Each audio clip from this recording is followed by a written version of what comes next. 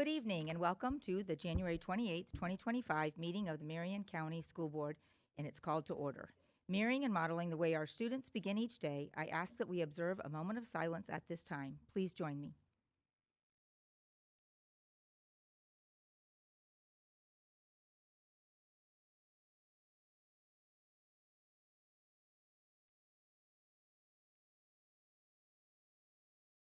Thank you.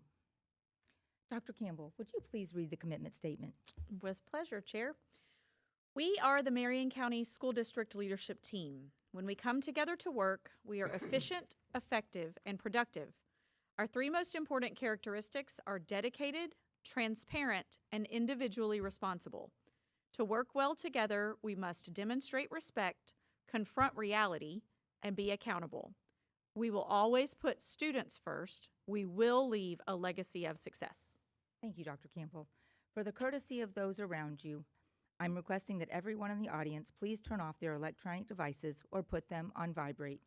Later in the meeting, up to 30 minutes will be provided for individuals to address the board on matters concerning the operations of the Marion County School System or the school board only. Presentations to the board are limited to 5 minutes and are televised. If you wish to address the board regarding a regular agenda item or matters on which the board customarily takes action, you must first complete a peach form located in the lobby. If you wish to address the board regarding a public hearing or a student discipline matter, please complete the lime green form. These forms must be fully completed and received by the board clerk no later than 5:40 p.m. The procedures applicable for each of these are on a separate sheet. Good evening, Ms. Martinez. Please call the roll. Good evening. Dr. Allison Campbell, District 1. Here. Mrs. Lori Conrad, District 2. Here. Mr. Eric Cummings, District 3. Here. Mrs. Nancy Thrower, District 4. Here. Dr. Sarah James, District 5. Here. Chloe Kostowicz, Forest High School. Here. Carson Switzer, North Marion High School. Here. Dr. Diane Gullett, Superintendent. Mr. Jeremy Powers, School Board Attorney. Here. Thank you, Ms. Martinez. Good evening, Ms. Boston Ellis. We are grateful that you're here with us this evening, filling in for Dr. Gullett. So thank you so much for joining us this evening. Thank you, Chair, and good evening, board members. Good evening. Ms. Boston Ellis, please share information regarding who will lead our inspiration and pledge this evening. I'd like to invite up Dr. Brewer, who will share with us our guests for tonight.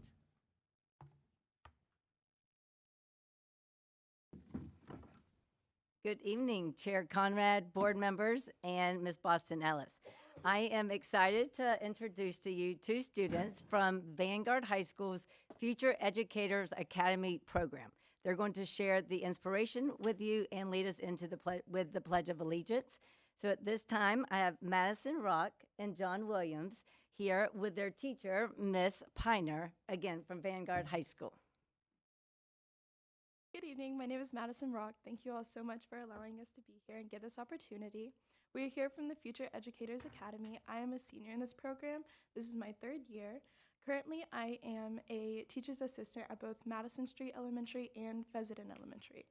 Throughout this program, we have learned incredible things going into our community and being able to work one-on-one with both the teachers and the students, getting able to prepare ourselves for the future and really experience what we want to do.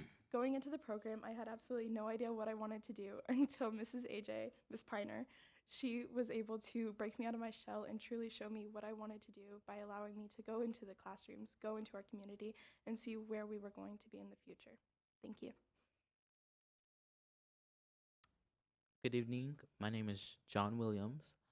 I am a third year in Vanguard Future Educators Academy. I enjoy about the academy. Academy. We work in them classrooms, and we also tutor middle schoolers. And I love Miss AJ for the teaching position because she teaches us that to look beyond the work in the classroom and actually look at the students themselves. And please stand for the Pledge of Allegiance.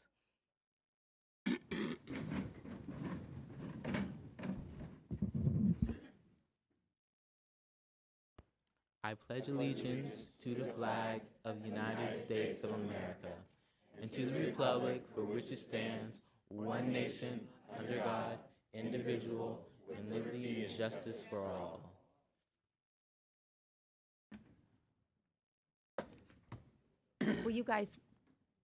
Will you all wait there just a minute? We'd like to come take a picture with you real quick. Don't get away that I know. Are they running?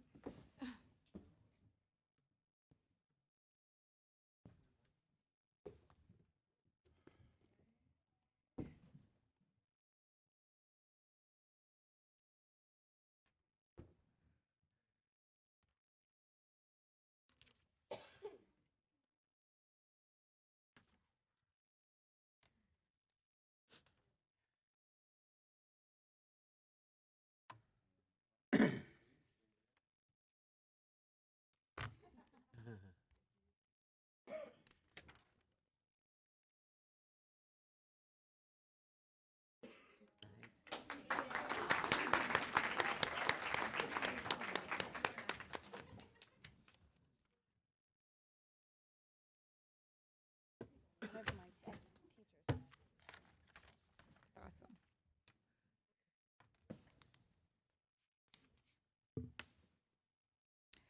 Ms. Boston Ellis, I'm certain that we have some more recognitions this evening. Is that correct? We certainly do. We have 2 recognitions this evening.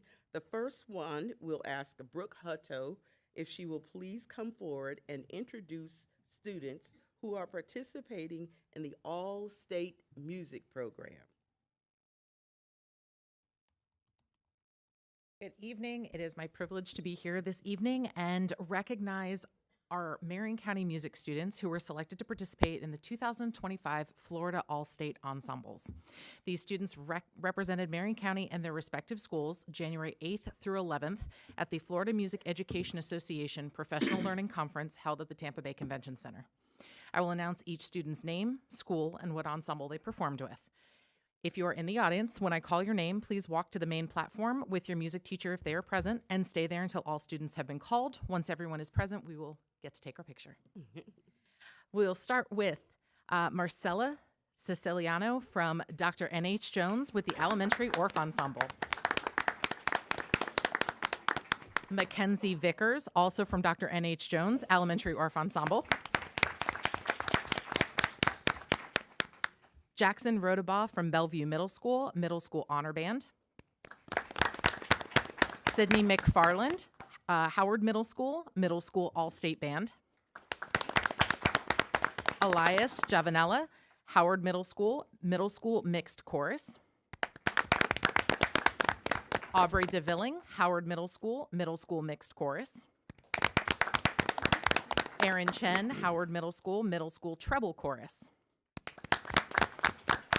Sienna Rezer, Bellevue High School Honor Band. Vincent Figueroa, Bellevue High School Concert Chorus.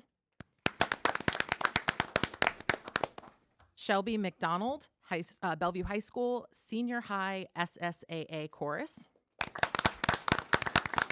Delilah Bales, Bellevue High School Senior High SSAA Chorus. Some very long names. Aaron Lowe, Forest High School Concert Chorus. Kirsten Klaus, Forest High School SSAA Chorus. Isabel Atkins, North Marion High School Honor Band. Ariana White Clay, Westport High School SSAA Chorus. Isaac Jovel, Westport High School Mixed Chorus. And Emmanuel Camacho Sanchez, Westport High School Reading Chorus. We think these students have done an incredible job, and they did a wonderful job representing Marion County. We are so thankful to their directors as well for their time and effort that have been put into this. In addition to our amazing All-State students, we also had one very special recognition that took place during the FMEA conference this year. For the first time ever in Marion County, FMEA recognized one of our schools, and they were awarded an FMEA Music Enrollment Award. In order to qualify for this award, at least 30% at the high school level and 45% at the middle school level of the entire student body must be enrolled in a music course. This year, Howard Middle School succeeded that amount with 53% of their student body enrolled in music courses. I would like to take just a moment to recognize Miss Brittany Schofield, who's here this evening, the band director at Howard. Miss Haley Christie is their choir director, and Mrs. Suzette Parker, their principal, for this incredible achievement.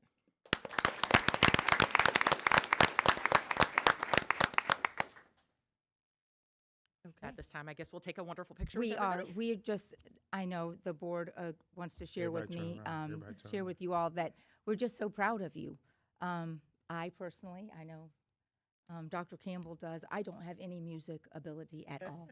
So I'm just in awe of your accomplishments and all that you've achieved. So excited for you, and continue the good work. And we would love to come get a picture with you, so if you'll stay right there.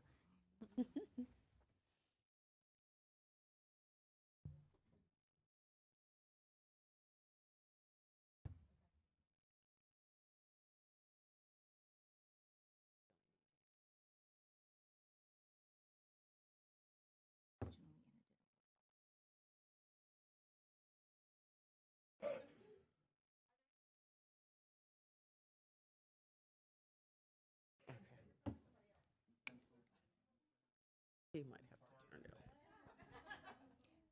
Yes, we want our administrators to join us.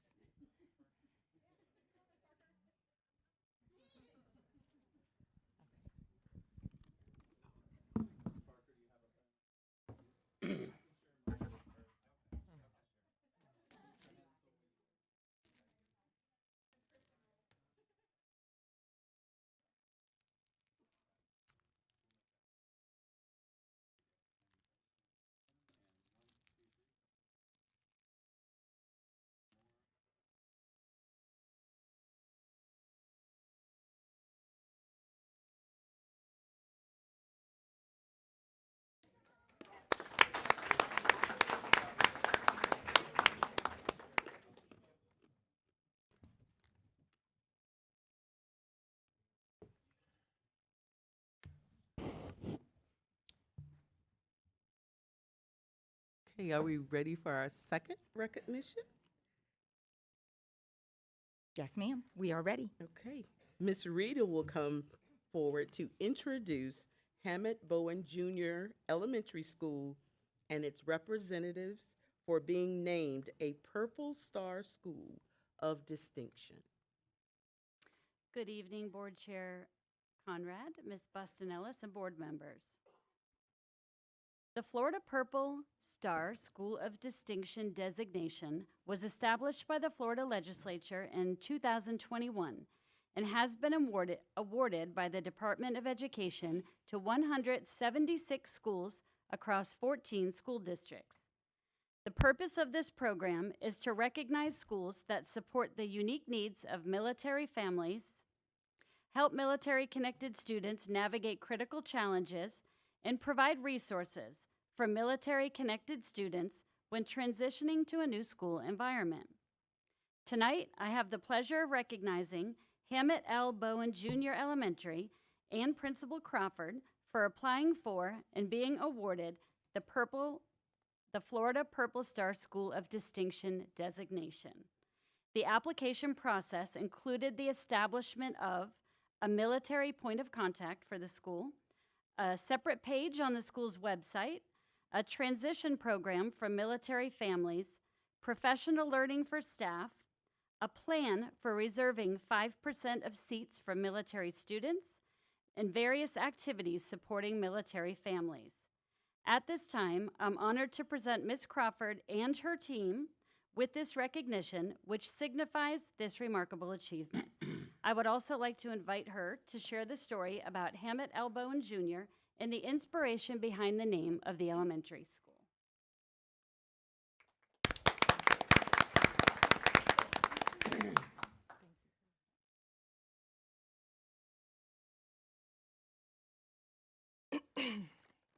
Good evening, Ms. Crawford. Good evening. Normally I'm quiet, but good evening, Conrad Chair, Mrs. Teresa Boston Ellis, and board members. My name is, as you heard, Tracy Lynn Crawford, and I am the current principal of Hammond L. Bowen Junior Elementary School.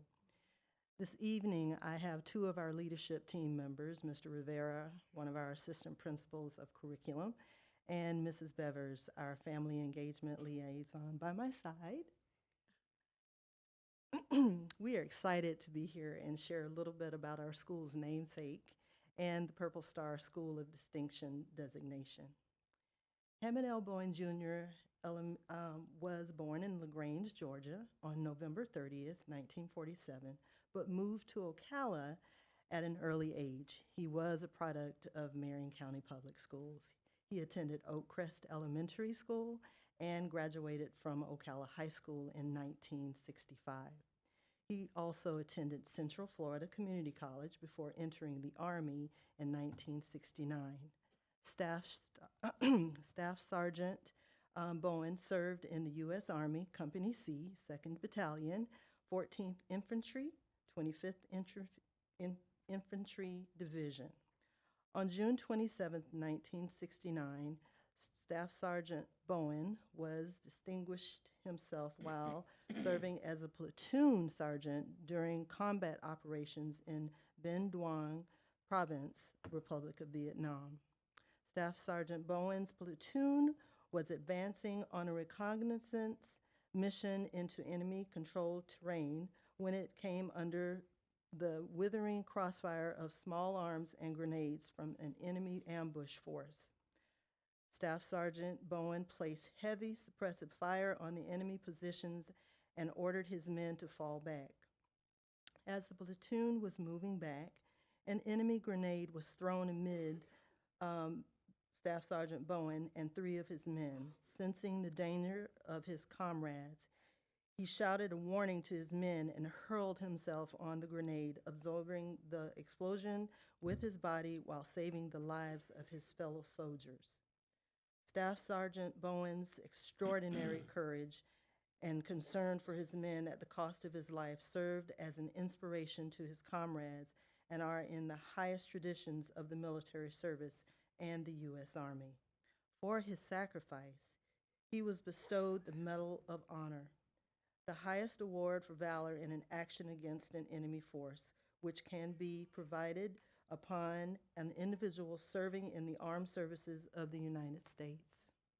Our hope for our students is that they honor his memory by becoming upstanding citizens who distinguish themselves as they become adults. One way we have accomplished this was to apply for the Purple Star School of Distinction. Dr. Gullett supported our efforts as we applied for the designation. The process was very comprehensive. However, Mr. Rivera and Ms. Bevers and various district staff supported us as we completed the task. Mrs. Bevers is going to share some of the activities that we are implementing on campus to support our students, especially those from military families. Ms. Bevers? Good evening. My name is Lisa Bevers. I'm the Family Engagement Liaison and Purple Star Military Point of Contact at Hammond L. Bowen Jr. Elementary School. The Military Point of Contact is responsible for assisting military families with student enrollment, records transfer, and gathering school and community-based resources that are available in the community for military students and their families. Principal Crawford, Mr. Rivera, and I worked very hard on the Purple Star School of Distinction application. The purpose of the Purple Star School of Distinction designation is to recognize schools that support the unique needs of military families, help military-connected students navigate critical challenges, and provide resources for military-connected students when transitioning to a new school environment. As part of this application process, we as a school also participate in activities to support our students, especially those who are from military families. Our school has a student-led transition program to assist military students coming into the school. The program includes a student serving as transition team coordinator, a military peer support system linking new military students with others at the school within 2 weeks of arrival, and a process for familiarizing new students with the school campus, including school leaders and upcoming events. The school-led transition program is, it's led by our safety patrols as well. Besides the student-led transition program, we have a newly formed club, the Dandelion Club, for Purple Kids, led by our very own fourth grade teacher, Ms. Kendall. Ms. Crawford will elaborate on that in a little bit. HBE also hosts annual military recognition events, including all staff and students. In May, we honor fallen service members of the U.S. military, especially our school's namesake, Hammett L. Bowen, Jr. In November, we celebrate Veterans Day. Veterans Day is a wonderful opportunity to honor the brave men and women who served and sacrificed for our country. Hammett Bowen Elementary celebrates and honors all family and friends who have served in the United States military branches. At our school, our Veterans Day program, our students sing patriotic songs. Each grade level has their own song. We have and what does Veterans Day mean to me essay contest for grades 3 to 5, and a Veterans Day t-shirt coloring contest for our younger students in grades VPK to 2nd grade. The winners of the Veterans Day essay and poem contest will be shared and recognized veterans for their service with spoken essays. I'm excited to share this year we're going to add some more celebrations. April is the month of the military child. HBE will celebrate military children during the entire month of April. There are more than 1.6 million military children who face many challenges and unique experiences as a result of their parents' service. While military members serve around the world, we often forget the challenges faced by their children. Military families move on average every 2 to 3 years, impacting military children through changing schools and support networks. Each year, we will join the Department of Defense, state and local government, military serving organizations, companies, and private citizens in celebrating military children and the sacrifices they make. We also have Purple Up Day, which is observed on April 15th. Purple Up Day is a day to wear purple to show support and thank military children for their strength and sacrifices. Purple references the joint environment of the military, encompassing all service branches: active duty, reserved, National Guard, and veterans. Purple combines each branch's color into one. The Air Force, Navy, and Coast Guard all use shades of blue. The Army uses shades of green, and the Marines use red. The holiday was selected during the month of the military child. It is an opportunity to honor military children from all branches of the military. Military children across the country play a significant role in schools, youth organizations, and communities. The University of New Hampshire Cooperative Extension Military Youth and Family Program established Purple Up Day as a way to support them. It lets them know they are recognized and appreciated in society. They make many sacrifices to make sure this country is safe, so deck yourself out in purple to recognize them. Wear purple to celebrate military kids. We hope all of Marion County can support Purple Up Day and wear purple. We are honored to be the first school in Marion County to earn the Purple Star School of Distinction designation and hope we can one day be a Purple Star District School of Distinction. Thank you. Ms. Crawford. As she said, one of our teachers, Ms. Kendall, is married to a Marine reservist, and she has created the Lions Club for military children, aka the Purple Kids. Its mission, as stated, is to empower and support students who are affected by parents and close relatives who are connected to the military. The dandelion is their designated flower because they can take root and flourish practically anywhere the wind blows them. Like them, the military children continuously move around the world and bloom wherever they land. We hope to care for our Purple Kids so they are successful in their future. As I close quickly on our presentation, I would like to thank our team for their hard work and Dr. Gullett and the board members for your continuous support of our school, affectionately known as HBE. I'm looking forward to seeing this program grow at HBE and hopefully be established at other schools within the district. Thank you. Thank you.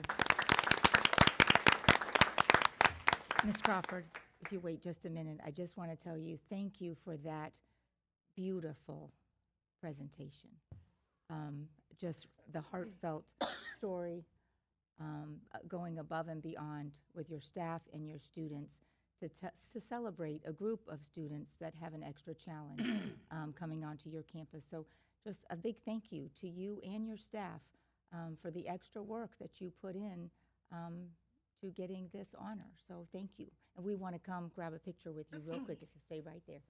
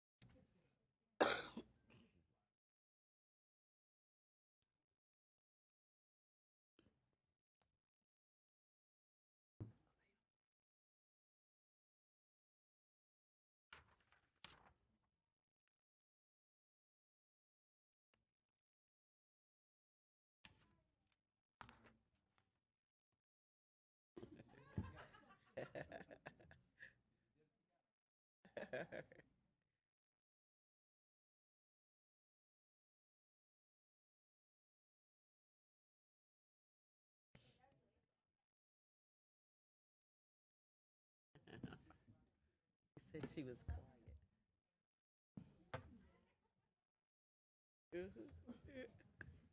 Of course. I appreciate you. Hey, man. Thanks. All right.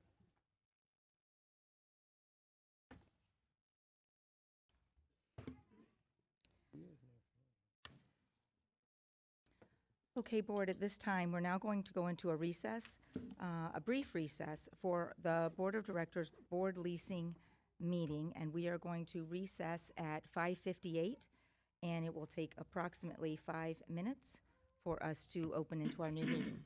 Thank you.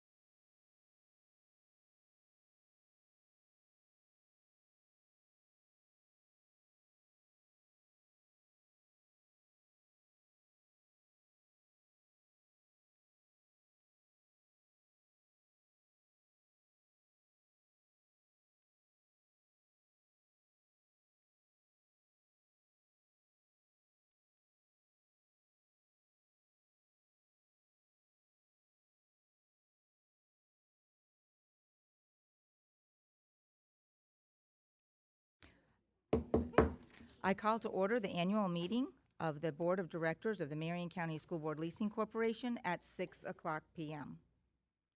Let the minutes reflect that the following members of the Board of Directors are present: Dr. Allison Campbell, Mrs. Lori Conrad, Mr. Eric Cummings, Mrs. Nancy Thrower, and Dr. Sarah James.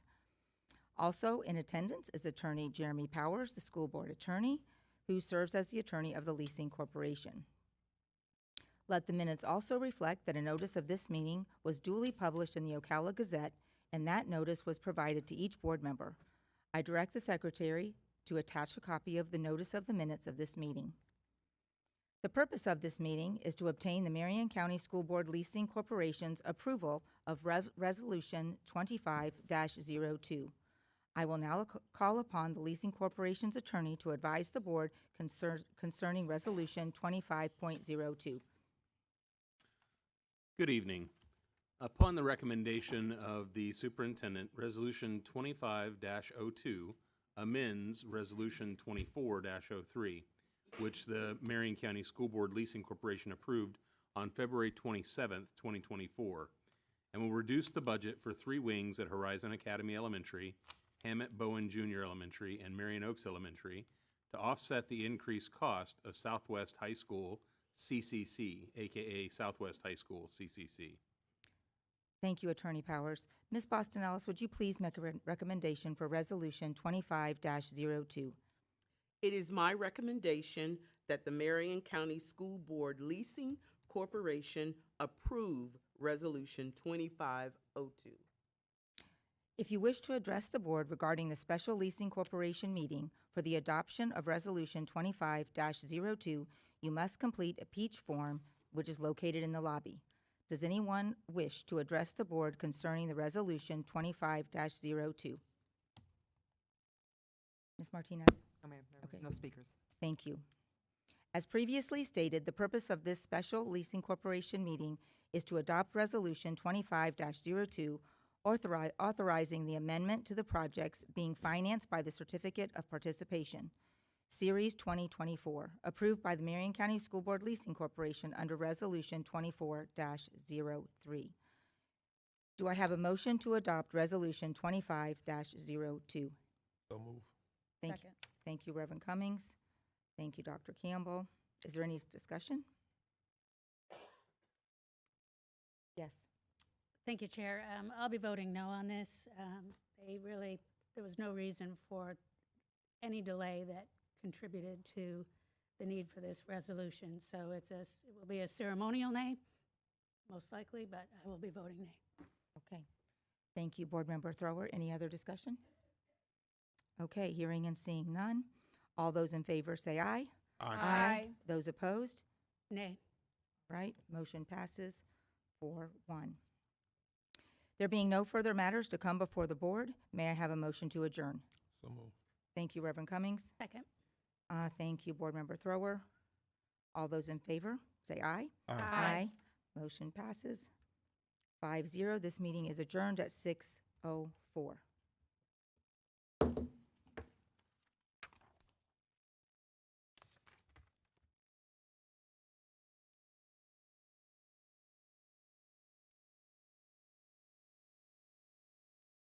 Load, is that correct? All right, Board, you have another 5 minutes.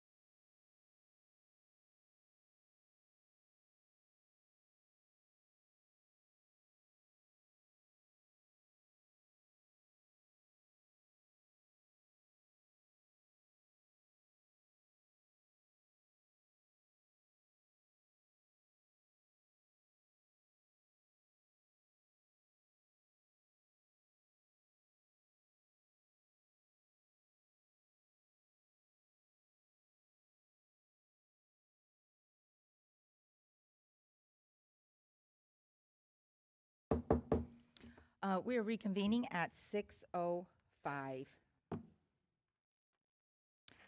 Good evening, Ms. Boston Ellis. Please make a recommendation on this evening's school board meeting agenda. Certainly. I recommend approval of the agenda for the January 28, 2025 school board meeting with the materials in the board packet, those materials distributed to board members at the meeting, and the audio recording included as a part of the official record of the meeting, with the exception of items D 19.1, D 19.2, D 19.3, D 19.4, D 19.5, D 19.6, D 19.7, and D 19.8 that have been placed under discussion, and item D 20.1 that has been pulled and placed under discussion, pulled agenda items. Thank you, Ms. Boston Ellis. May I have a motion on the CFO's recommendation? Motion to approve? Thank you, Dr. James. May I have a second? Second. Thank you, Reverend Cummings. All those in favor say aye. Aye. Motion passes 5-0. May I have a motion to approve the minutes for the December 12th, 2024 administrative briefing and work session? Motion to approve? Thank you, Dr. Campbell. Second. Thank you, Dr. James. Are there any additions or corrections to the minutes at this time? Hearing and seeing none, all those in favor say aye. Motion passes 5-0. May I have a motion to approve the minutes for the December 13th, 2024 special school board meeting? Motion to approve the minutes.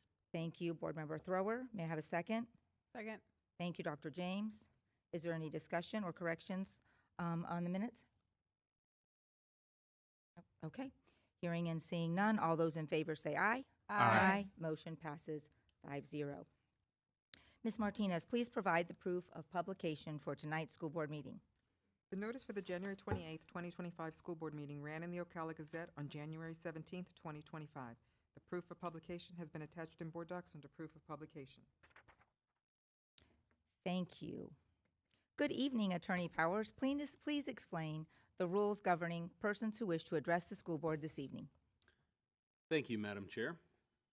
In compliance with Section 286.0114 of Florida statutes, the school board has adopted uniform procedures for public speakers who wish to speak at this evening's meeting, either regarding one of today's agenda items or a matter relating to the operations of the school district. These procedures will ensure the public has a reasonable opportunity to be heard on school board and school district matters. A written summary of these procedures are available from the table in the lobby. These procedures, public speaker forms are also located on the same table. The completed forms were due to the school board's clerk no later than 5:40 p.m. This evening's speakers will be called prior to the business portion of the school board's meeting in the order of receipt by the school board clerk. Before you begin speaking, please state your full name for the record and spell your last name. Each speaker will have a certain allotted amount of time. Typically, this allotted amount of time is 5 minutes.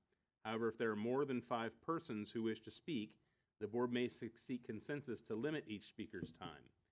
The board allots a 30-minute period of time portion for speaking. When the speaker has 1 minute remaining, the speaker will receive a visual notice to complete his or her comments. Speakers may not yield their time to other people. Speakers and meeting attendees are expected to conduct themselves in a respectful manner. Therefore, verbal attacks and profanity are strictly prohibited. Pursuant to the procedures for public comments, item 6, speakers are not to identify specific individuals other than themselves or their child unless a statement is provided 24 hours in advance. The board is here to listen to your comments only. You may be directed to an administrative staff member following the conclusion of your comments for further assistance to address your concerns.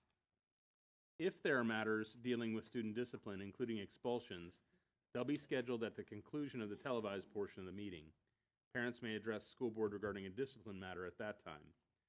To ensure student privacy, only a parent or guardian may use a student's first or last name. Identifying references to or identification of other students or their families is also strictly prohibited. A speaker's speech does not reflect the endorsement, sponsorship, position, or expression of the school district. Thank you for your attention to the board's requirements. Chair, that concludes my explanatory remarks. Thank you, Attorney Powers. Ms. Martinez, do we have any speakers this evening? Yes, Madam Chair, we have a total of 24 speakers. Okay, board, do you want to have a little discussion about, usually our time limit is 5 minutes. Anybody like to make a recommendation? I'd like to say something. Yes. Thank you. I remember when we had a huge group of people for the book concerns discussion, and we decided then as a board to allow the 5 minutes, from what I remember, because people had come from a long ways, and a lot of folks had prepared their comments to last the 5 minutes. And I know we sat here and listened for a lot longer than 30 minutes that time. So with the level of concern that I see in this audience tonight, I think that I would recommend that we keep to the 5 minutes, but keep to the 5 minutes for everybody. Madam Chair. Thank you, Board Member Thrower. I appreciate your comments. Yes, and your recommendation. Yes, and I certainly appreciate the recommendation for sure. I am remembering it a little differently. I do believe we did the 3 minutes. Did we? Because we had, if I'm not mistaken, 45 or 50 speakers. I remember keeping the tally. They were exactly right down the middle. We had half on one side of the aisle and half on the other side of the aisle. And I believe we did go to the 3 minutes for those, but it still went an hour and a half of which is what we're talking. looking at. Madam Reverend Chair. Cummings. I would concur with Board Member Thrower that you see the number of people that are here. You see the passion that's in the room. And I think you ought to allot the ample time for them to speak their mind. And I think that's the just thing to do on this afternoon. Okay, thank you, Reverend Cummings. Dr. James? Whatever's the pleasure of the board is fine with me. Okay, then I'm hearing we have a recommendation for 5 minutes that most board members agree on. And so we will go with 5 minutes.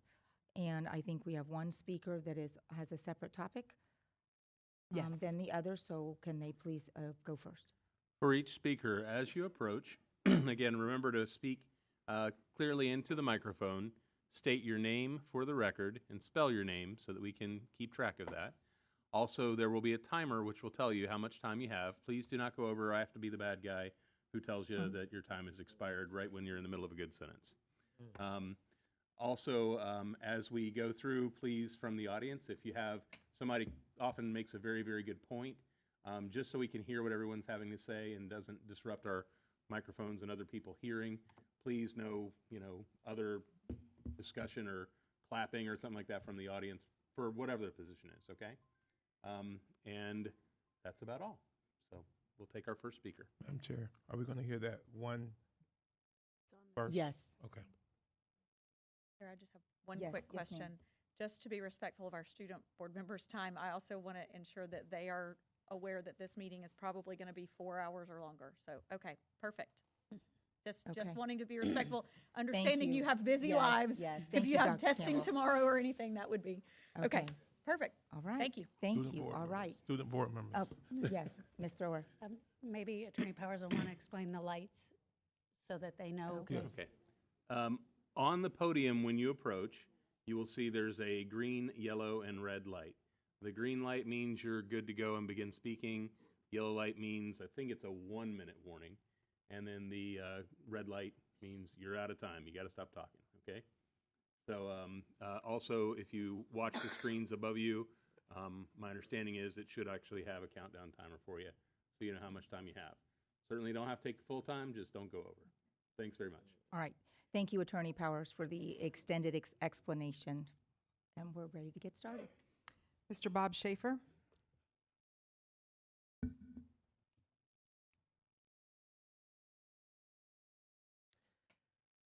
Hello, I'm Bob Schaefer, and that's spelled S-C-H-A-F-E-R. First of all, I want to thank the board for allowing me to speak this evening, and I also want to thank all of you for everything that you do. I know it's not an easy job. I am a volunteer cross-country and track coach at Vanguard for the last 16 years. And the reason I'm here is that over the last 4 or 5 years, the scheduling of athletic competitions has really started to fall on major holidays, which is very difficult for families. And to give you an extreme example of that, this year our district meet is scheduled on the Saturday between Good Friday and Easter. Now, if you've ever been to a high school track meet, they started about 9 a.m. and they ended about 8 o'clock at night. So that pretty much takes out the whole weekend. And as you all know, I mean, Easter is the most important day on the Christian calendar and a time when families get together and there just seems to be a propensity to schedule athletic events at that time. Now, you might say, well, maybe the students could just boycott it and not go. Well, it's the district meet, and they have to go to the district meet to qualify for the regional meet, and then the regional meet for state. So it's not optional for them not to attend. So what I'm asking you, and I don't know if this falls under your authority or not, but if you could look at some kind of policy where in Marion County we didn't have athletic competitions on the weekend of a major holiday. Because right now they're being scheduled independently and there's no policy guiding that as that's happening. So I leave that with all of you. Thank you. Yes, thank you. Mr. Bobby James?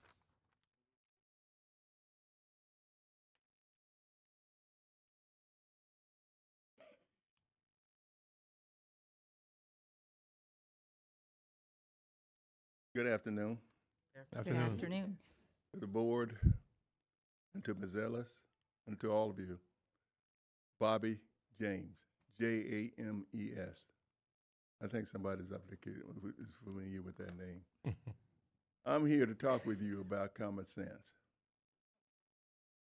Now, and when I say common sense, I've been on the board 3 times. I've been in the school system about 35 times. I've dealt with kids almost 70 years. So I want you to listen, because I know you have some tough decisions to make, but I want to just share this with you. I'm going to talk to you about Pheasant School, built in 1868. It is a beacon of a community. The same is with Anthony, same as with Spar.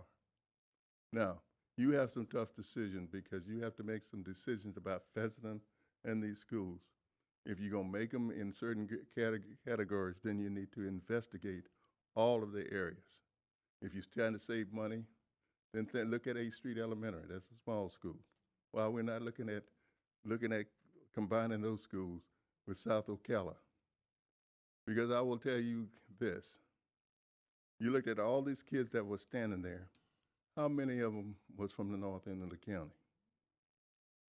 A school is more than just brick and mortar.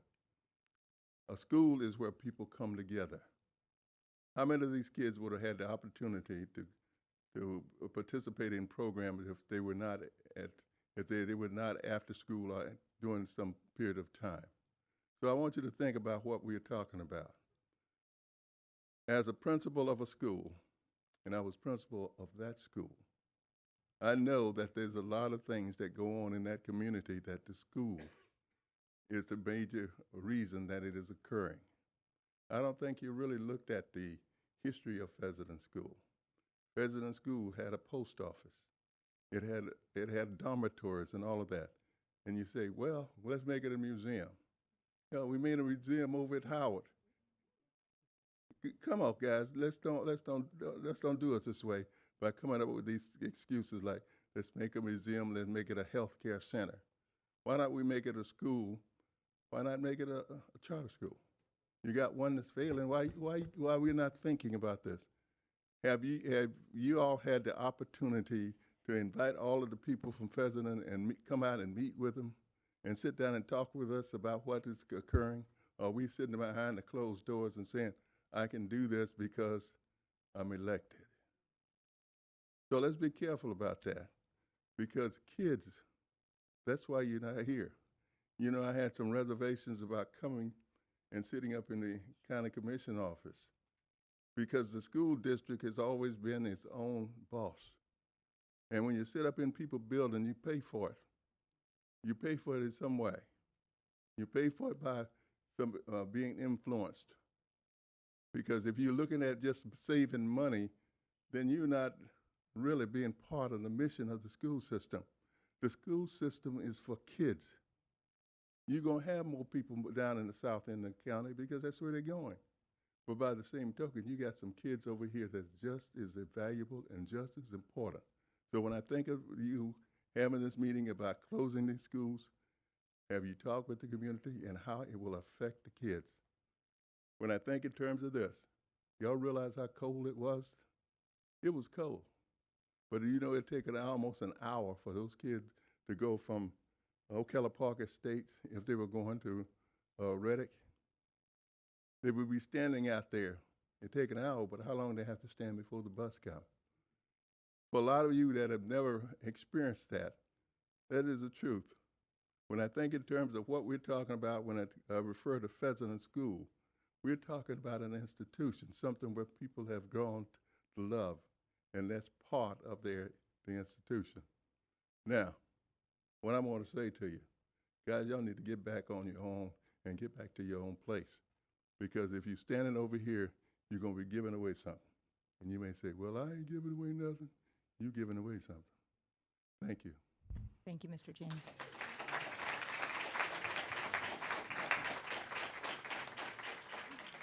Madam Chair, can we at least thank Mr. James, our former board member? I did. Because he is one of our former board members, I would say one of our seasoned. And he gave you his resume, but thank you, Mr. James, for coming out Thank you, tonight. Mr.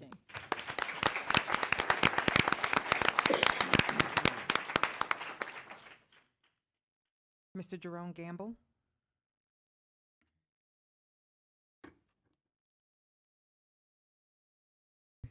To our board chair, to Ms. Boston Ellis, to the entire district board. My name is Jerome Gamble, Jeronegamble. I am the president of the Marion County branch of the NAACP, and along with a lot of the folks here today, we come out of a genuine concern for the detrimental closing of schools that have historically served significant minority populations in our counties. The moves that are before us represent an effort that will destroy the history and legacy of these institutions in the Black community. The closing of Black schools since the late 1960s have had a devastating effect on Black life and Black culture in Marion County, more than many of you may be aware. And here we are on the eve of Black History Month, and we are considering continuing efforts to diminish the history of people of color in our community. I'd like to co-sign all of those things that Brother James said, but just let me close with this thought, that before this decision is made, share the facts and the figures which have led to this recommendation. And secondly, what options have been considered to prevent the closing of these schools and the adverse effect that it will have on our community? And thirdly, if the decision is made to close these schools, what efforts will be made to preserve the history and the legacy that these institutions have built in the Black community? Thank you so much. Thank you, Mr. Gamble.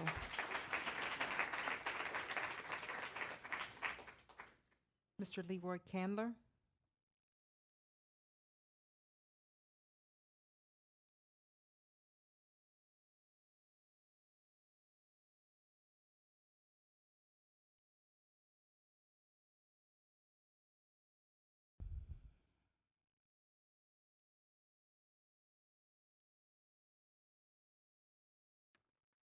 Good afternoon, and thank you to the members of the board. Can you please state your name for the record? My name is Reverend Leroy S. Chandler, Chandler. Thank you. Thank you for this opportunity. I am a member of Fessenden High School Centennial Class of 1968, a very proud member of that class. And these words that I would speak to you, please hear them because they are from my heart, not to castigate anyone. But all of us that are truly knowledgeable of our history in America are reminded in times like these of the constant robbing, stealing, and taking away, whether legal or illegal, the things that Black Americans and other people of color hold sacred and dear, right down to our very lives. It reminds us that slave ships of America were never done away with or dismantled. They were simply moved from the water onto the land. New location, but the same results. Fessenden Academy, Fessenden High School, and now Fessenden Elementary School is one of the last vestiges of a time and a place of learning that represented our own culture, affectionately embraced by both the teachers and the students. But America is showing again that her spots of slavery and inequality, which, by the way, made Fessenden necessary in the first place, has not changed or faded away. And it would appear that any element or structure or book that reflects such times in our history is to be done away with as much as possible. America says, however, but we will do for you as we have done in other places, such as Black Wall Street in Tulsa, Oklahoma, where their lives were disrupted by the loss of homes, businesses, churches, schools, and even communities, to say nothing of their very lives. We will erect for you a museum so that you can see that which has been taken from you. Oh, but by the way, once again, you will have to pay a fee in order to be able to see what they have taken. My question to you, will there ever be a voice of the establishment that will say, that's it, we've taken enough already? Thank you. Thank you, Reverend Chandler.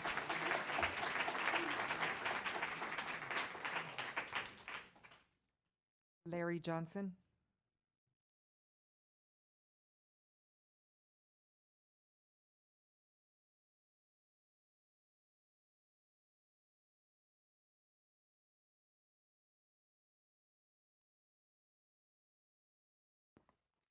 Hello. Good evening. My name is Larry Johnson. How you doing? Good. And how are you doing? Thank Doing you. well, sir. Good to see you. Last name spelled Johnsson. And the reason why I'm here tonight is because of what's going on at Fessenden. Now let me give y'all a brief history. Fessenden Elementary has an amazing history.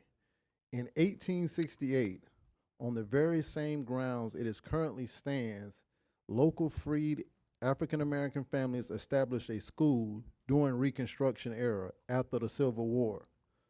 The Union School, as it was called then, continued to grow, reflecting the needs for Black students' education, racial segregation in the Deep South. A wealthy Boston man named Ferdinand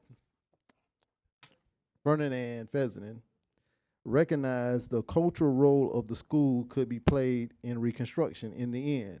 He helped build the school, a 2-story building and found educational support for the students. Ferdinand died and was buried on the school's grounds in 1899.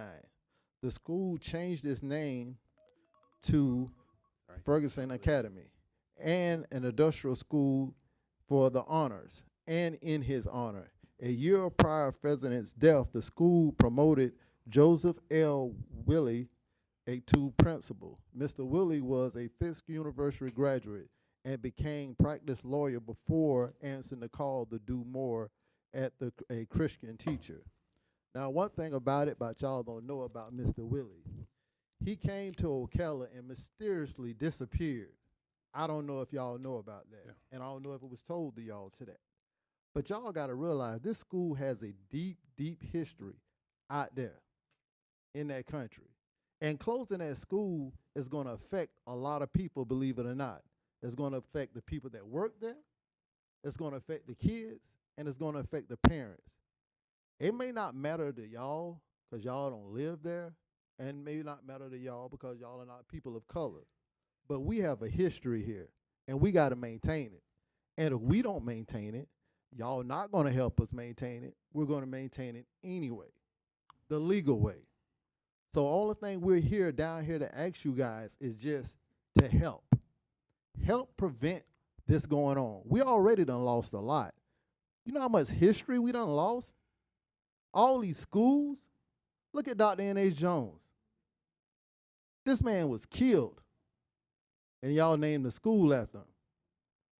Pheasant is all what we got. And sooner or later, and I mean sooner or later, y'all got to realize Black history is American history. And don't y'all forget that. Thank you, Mr. Johnson.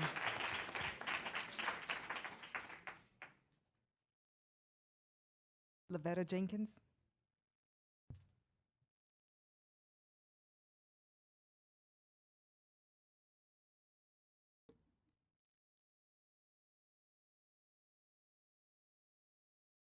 Good evening. Good evening.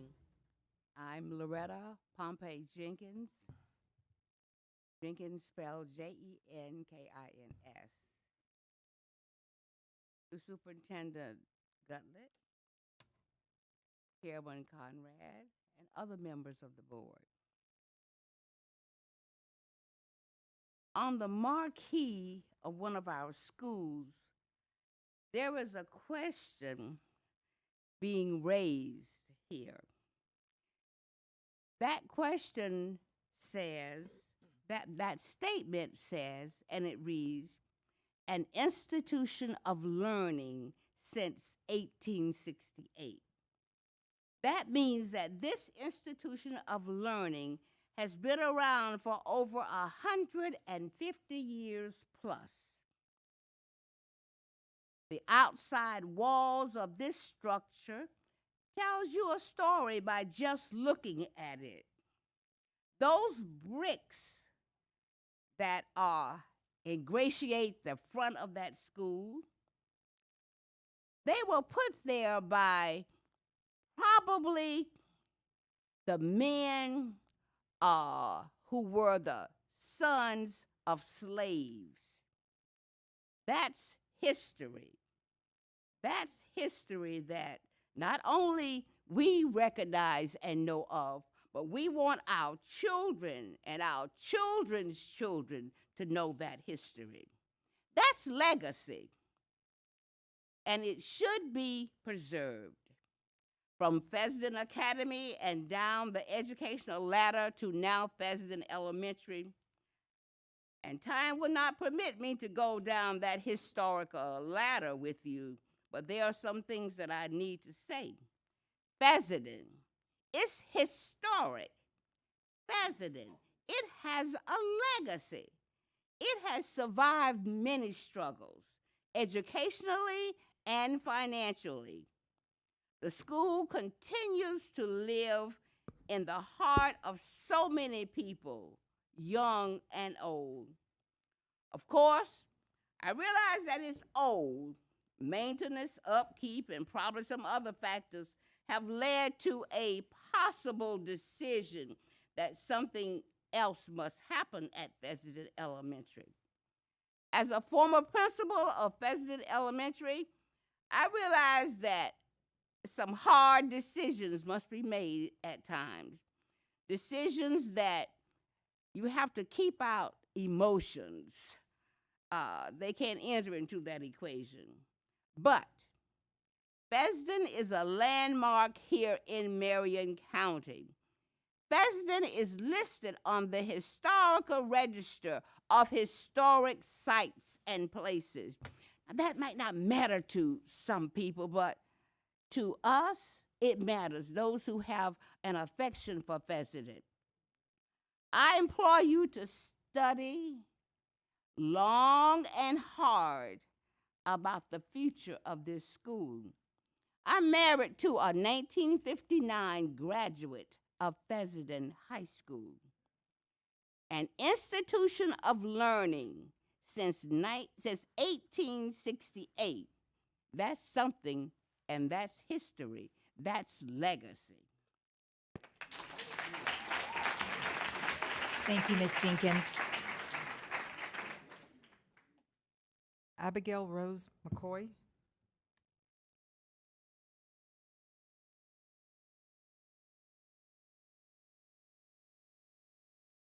Good evening, ladies and gentlemen. My name is Abigail Rose McCoy, ROSE-MCCOY. I am the Vice President of the Marion County NAACP Youth Council and the great-great-granddaughter of Thomas B. Ward. Today, I stand before you to advocate for the continuation of Pheasant Elementary School, a cornerstone of our community and a beacon of educational excellence since the founding in 1868. Pheasant's origins are deeply rooted in the post-Civil War Reconstruction era, established by local freed African American families seeking education and empowerment. Over the years, it has evolved from a humble log cabin into a distinguished institution we see today. Thanks to the unwavering support of philanthropists like Frederick Ferdinand, President, and Andrew Carnegie. This school's historical significance is undeniable, recognized on the National Register of Historic Places. Pheasant stands as a testament to our nation's progress and commitment to equality. Beyond its rich history, Pheasant Elementary serves as an essential educational hub for children. Closing this institution would not only erase a vital chapter of our heritage, but also the disruption of education for our students, forcing them to commute to a distance in schools and fragmenting our tight-knit community. Let us honor the legacy of those who built and nourished Pheasant by ensuring its doors remain open by doing so. We preserve our shared history and continue to provide a nurturing environment where future generations can learn, grow, and thrive. Thank you. Thank you, Ms. McCoy. April Rose McCoy.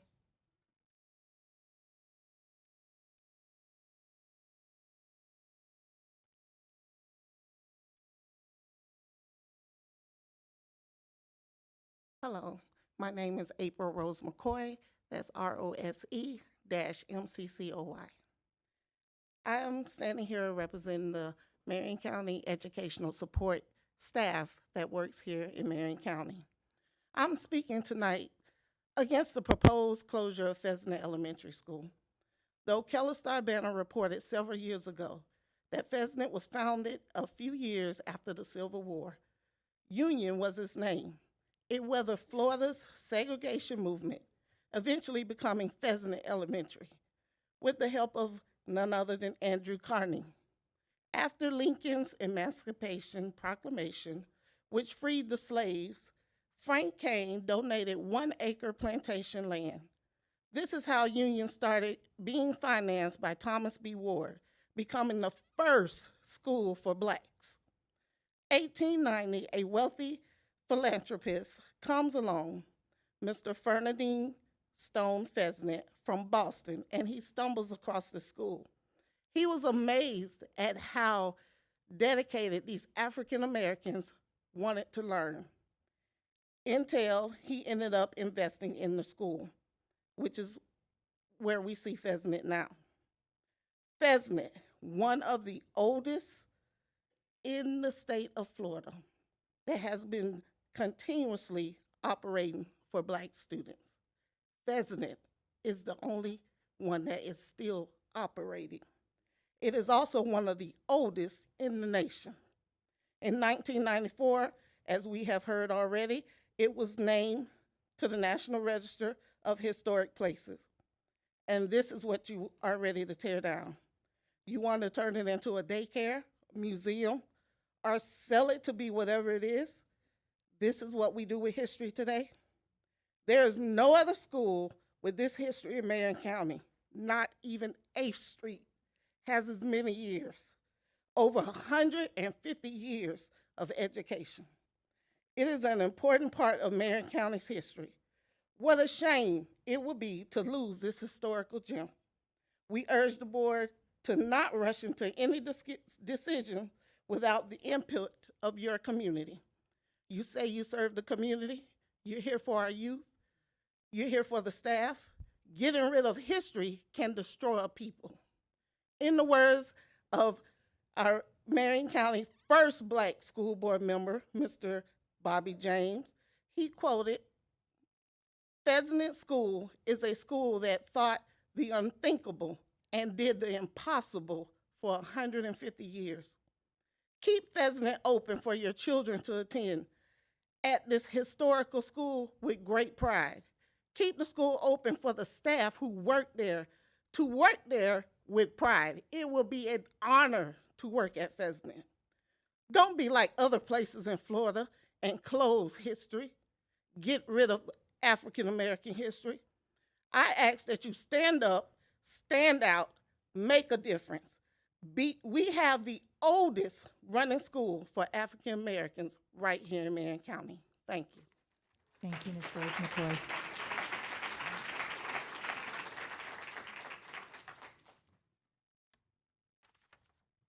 Linda Ward.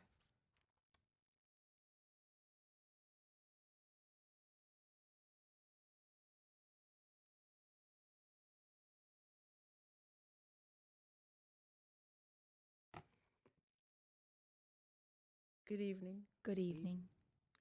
I am Linda Ward, interim president of Fesnet Elementary Parent Teacher Organization, our PTO. LINDA WARD. It's hard following your relatives. Those are my relatives, April and Abigail. I had a prepared speech, but I'm emotional coming behind them, trying to preserve legacy.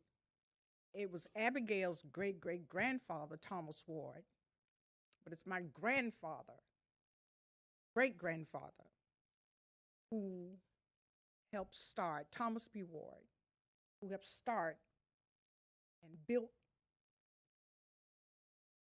Fesnet, helped to build Fesnet along with the community. You're talking about ripping the hearts out of a family if you go along with trying to close the school. I'm off my paper now. It's from the heart. I want you to go down in the pits of your intestinal fortitude and just say, God, give me the strength to do the right thing. Look at it from my standpoint. And to turn the school, because you spoke with pride in maintaining Reddick, because some of you probably had husbands, children, whomever, to attend Reddick. But I understand you expanded that, you rebuilt that, made it pretty. okay? Expanded Reddick. And there's President. Do the same thing with President. And when I heard the suggestion to make it into a state park for Black history, that crushed me. Do the right thing. God bless you. Thank you, Ms. Ward.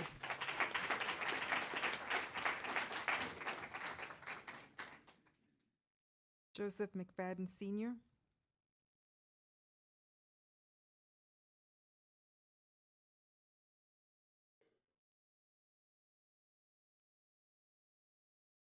To Conrad Chair, Good evening.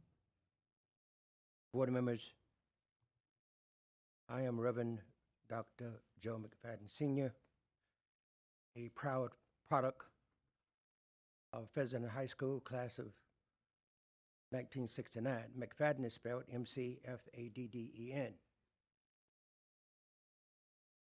This is my third time addressing this august body.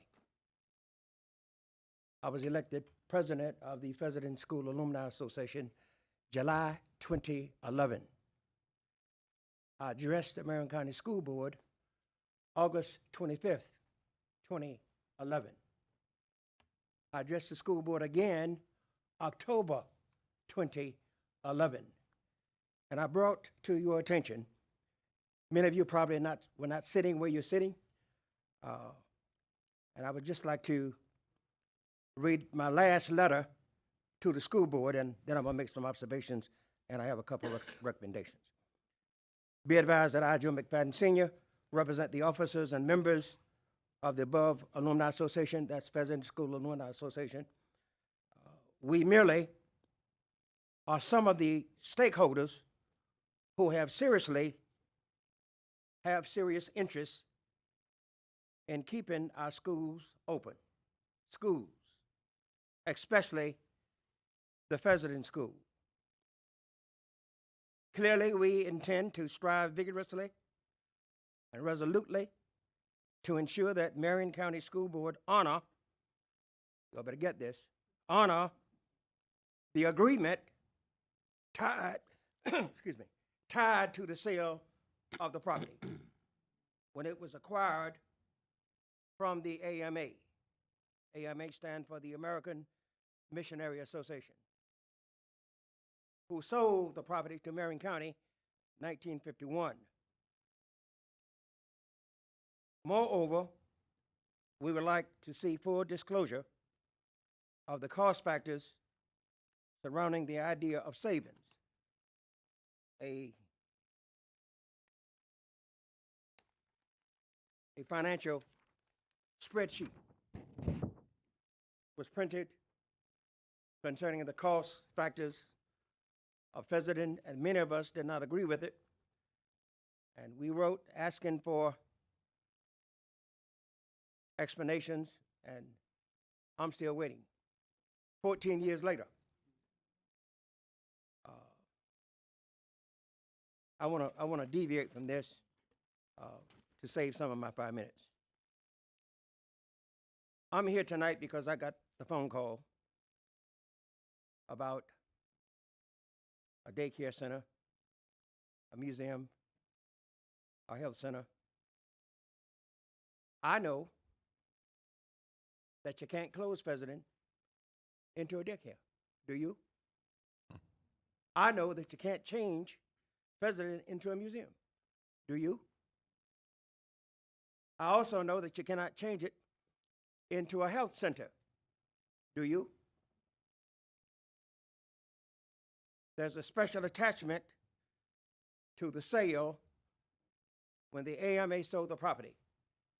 Because there's a special attachment attached to the sale, the AMA reduced the cost of the property because Marion County said, we will earmark Pheasant to serve as a vocational school for Negroes. Are y'all listening to me? So any deviation from a vocational school for Negroes We are called black now. You don't call us Negroes anymore. I want you to understand that there's a special agreement attached to the sale of the property. I'm not going to repeat some of the speakers before me concerning Ferdinand Stone Fessenden. I don't need to do that. But I would like to say this. Fessenden early on had a faculty of young white women from the Northeast and from Florida who taught at the academy. I'm just reading from the minutes that I have. I've done my homework. We have done our homework. Your time has expired. 5 minutes Yes, sir. already? Yes, sir. Yes, sir. As I take my seat, I want to say to you, find the money. Don't have grant writers, find grant writers. Call our state representative. The money is available. Thank you, Mr. McFadden.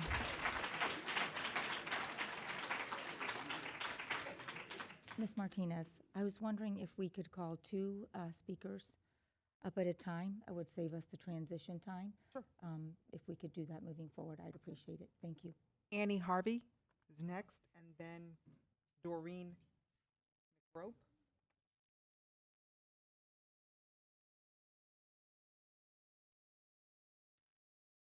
To the board, I'm Annie Alexander Harvey. That's Alexander, Alexander hyphen Harvey, Harvey. I'm a native of Marion County. My elementary and secondary education was at Fessenden during the period of segregation. I am an alumnus of Fessenden in the class of 1964. I just want to share with you a few points for you to consider as you deliberate on the plans, finances, and needs of our students, particularly in North County, District 5. An expressed idea is to offline Fessenden to Reddick Collier to save on cost. Well, first, a little history and why it's best to continue to invest in Fessenden. The Marion County School District is probably one of the few school districts in Florida that have a school that has been providing education continuously since the late 1800s and is listed in the National Registry of Historic Places. In fact, of the 33 historic place listings here in Marion County, it's the only one that's operating in the capacity for which it was started 157 years ago. Ferdinand Stone Fessenden of Boston, Massachusetts, was the benefactor to our first building. He deeded the school to the American Missionary Association of the Congregational Church. It served as Fessenden Academy, a private boarding school until the 1950s. My mother, Vera Alexander, who taught here in Marion County, a guidance counselor and all, she attended, and so did her siblings, Julia McMahon, Annie Williams, John McLaughlin, and Minnie Green, who served as supervisor of elementary education here in Marion County. I'm proud to say that my grandfather, J.W. McLaughlin, and his brother, James Bud McLaughlin, helped build the administration building in 1909 using those Florida coquina rock that make it so unique. All of this was certainly made possible by funds from the philanthropist, Andrew Carnegie, so we're nationally known in a way. By the way, in West Newton, Massachusetts, another Fessenden school, it's an independent day and boarding school. It was started in 1903, and it's operating currently, and it was named after the brother of Ferdinand Stone Fessenden. His name was Frederick J. Fessenden. These people gave money for education. My point, Fessenden is historic, nationally recognized, and is currently, as I understand, operating at near full capacity. Student demographics are pretty much representative of the population of the communities it serves or in its zone. The faculty, staff, and administration, they're doing a great job. I haven't heard otherwise. So why disrupt the students at a school that is performing well and meeting district expectations? Maintenance of facilities has been going on since 1953. Surely it's been a part of the budget. Boards through the decades have had this discussion and have decided to continue instruction. Why should we have to come back year after year to help you understand that it is necessary and it is needed? There is no logical rationale for Fessenden to more effectively serve in any other capacity than as a school. First of all, because of its rural, isolated location. It was chosen to serve for educational purposes in that. It used to be a campus that was very beautiful. The county kind of took away some of its beauty. The tree-lined driveway and all of the things. Yeah, there were dormitories there. There were 3 residences on that facility that the county took away. There was the dining hall and the residence for single faculty. All of those things, that was all there on that academy grounds. But we still now have a location that is nice and serene. People who attended Fessenden Academy from other states come by. They drive through. They like to remember what was there. And they make it a part of their trip when they come to Florida from other states to drive through and remember. My plea for you, well, let me mention Reddick Collier, since that was the other option. Even though it's a newer facility, it's operating at less than half capacity. It would appear that efforts should be made to determine why this is so at Reddick and come up with more realistic options for Reddick, not at the demise of Fessenden. Your time has expired. Thank you. My plea to you is for you to keep the commitment that you made. Thank you, Ms. Harvey. Green. Also, Lamarn Boatwright. Thank you, board members. My name is Doreen McRae. I'm MC, capital R-A-E. I would like to say how the communities will miss these schools. They have been such a part of the community, and to have these schools closed will be devastating to the Anthony and Fessenden. These are communities that have valued education since the late 1800s, and our hopes are for the strength and the purpose of these communities to educate their young. Thank you. Thank you.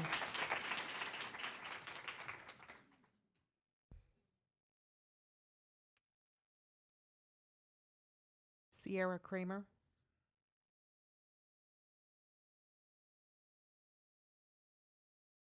Good evening Good evening. to the board and everybody here tonight. I'm representing Fessenden High School, class of 1966. We've heard a lot about history. Can you hear me clearly? And can you spell your Spell last your name? last name, please. Oh, I'm sorry. Excuse me. Larmond is my first name. Boatwright is my last name, Boatwright. Thank you. We've talked about the history and everything. How Fessenden all started, school grounds and all that, and where I guess Ferdinand, Mr. Fessenden is buried, which is a monument there where he was buried and lay at rest. I'm concerned about the historic thing here that we need to be thinking about, what it all represents, about our heritage, the Black heritage in this county. You know, I've seen a lot of changes over the years, in different areas, but right now we're talking about Fessenden. Once upon a time was Fessenden Academy. Then it was a Fessenden Elementary all the way through high school when I graduated. It entailed from the beginning to graduation. And now it's an elementary school. But I'm concerned about the idea that's been already mentioned, of that the fact that this is a historical school. I mean, because look at how long it's been there, 1868 until now. And we have this issue standing before us about whether or not it should stay open. We need to be more compassionate toward the African American people, our heritage, our legacy. And I just think that the people who are going to make a decision on this should consider the fact that you'll be hurting a lot of people who have already expressed themselves tonight concerning why this school should remain in operation, should remain open, and not be turned into a daycare center or whatever other options that they've suggested. And like I said, it's already been mentioned about the historical part about it, so I don't need to reiterate that. But my concerns are emotional. I think we need to consider how people feel as far as the heritage in this county. You know, I mean, and it has a strong, strong beginning here. And I rest my case on that. Thank you. Thank you, Mr. Boatwright. Sierra Kramer and Karen Kramer. Just Karen. Just Karen. Just Karen Kramer. Kramer. Good afternoon, board members, Chair, Mrs. Conrad, and Mrs. Boston Ellis. I'm speaking on behalf of Anthony Elementary School. I consider myself like an Anthony oldie family because my husband was in the last graduating class of Anthony High School, and then his son finished elementary school there, and then his girls are both attended and have finished Anthony Elementary School, and son, and their parents, their mom also attended Anthony Elementary School. So I do feel like I've been around a long time, and my last 17 years of teaching before I retired were at Anthony Elementary School. Very special years to me, and that's why I'm so proud of my granddaughters that are attending now. I feel the need to respond to the special board meeting that was held last week to address a concern for the voiceless, a strong community that is being silenced. I thought that only happened in a dictatorship, but no, it's happening right here in Marion County. Anthony Elementary School has been the cornerstone of our community, and I want to emphasize community, for many decades, serving our community not only as an educational institution, but as a gathering place for families to celebrate. Its rich history, and just like Fessenden, it has a very rich history, is deeply intertwined with our community, and many residents have fond memories of their time here, as well as aspiration for future generations to benefit from the unique environment it provides. But those who live in our community will not get that option for our children and grandchildren and great-grandchildren to attend their community school. The school board, and this is specific members, have made a decision based on their desires and wholehearted support to close 2 schools in the North End to help financially support new schools on the south side of Marion County with no regard for the community in which the schools serve is not okay. Dr. James, Lori Conrad, and Dr. Campbell have made their desires known to close the schools without input from the community. Shame on you. You only want to listen to the community after you close the schools to determine what the community wants to do with the closed school. Where is the community's opportunity to voice an opinion? We don't have one because the adults are making hard decisions that only affect the adults with big emotions. You would like us to believe that students are not affected, when in fact the students would be excited to attend a school that is newer and fresher. So are we to believe that we should teach our students our future? I'm sorry. So are we to believe that we should teach our students our future, that the past doesn't matter, that the culture and community come in second place to newer and fresher? Is that what we want to teach our children? I don't think so. I think we want to have our students stand up for what we believe in, exercise our voice, and demand that you listen. Shame on you for not valuing the community. We deserve better. We deserve to be heard. Our community matters. Thank you. Thank you, Ms. Turner.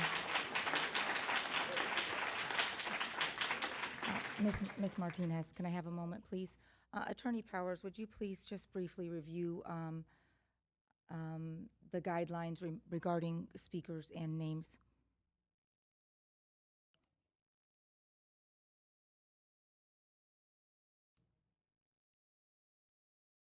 Yes. Ninth paragraph, please. That's just specifically directed to, one of the school board rules are that we're not to address individual speakers by name. So whether that was a staff member, if it's somebody that's not present, if it's a student, or if it's one of the board members. You're here to address the board as a whole, not to call out an individual board member for a decision made. So if you want to make or for a comment that's made, if you wish to address the board, just please direct your comments to the board as a whole. Thank you. Thank you, Attorney Powers. Ms. Martinez.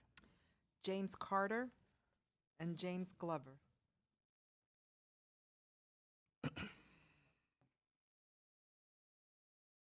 Good evening. Good evening. James Carter, last name C-A-R-T-E-R. I hate to expound on what's already been said about the feelings of the community, because it's pretty apparent, I'm sure, and I don't need to reiterate that. But I'm going to tell you from my heart, I didn't prepare anything. I have a picture on this phone of me sitting on the steps of Anthony High School when I was 3 years old. My hair's still the same color, okay? That was 1950. I was 3 years old. I was a drop-in at that school, the 12th grade school. That's how it was. The school was not closed. I went in and out at my own free will. I sat in the classrooms with the students there. I got sent to the principal before I ever started school. That's how we were in our community. The community was the school, and the school was our community. Haven't seen her since she was at Anthony as a principal. So I don't know how long you have to be there in that school to get out, because I've been in the last 18 years in that school doing Good News Bible Club. And the room I'm in right now was my 3rd grade classroom when they put the portable there in 1955. So I know the history of the school, and I know the people. My daddy graduated in 1940 there. And so I know the family of one of the men who hauled the mortar that they baked the bricks on the school ground to make that auditorium there. When the floor rotted out of the auditorium a few years ago, and you had to cancel some other school's project, I forget which one, to refloor that auditorium gymnasium. It was our gymnasium when I went to school there. But you know that wood didn't have to be hauled away? The people of the community came out and picked up all that rotted wood and took it home as a memory. And that's how it is in our community with our school. Just please think about what you're doing. I was with a walkthrough. A group came from your school board and maintenance people to evaluate the school, and they asked me to walk through with them a year or so ago. And I was under the impression that this was to make a list of things to fix so that the school could continue, and how dismayed I was when I heard that, no, never mind that, we're just going to close the school.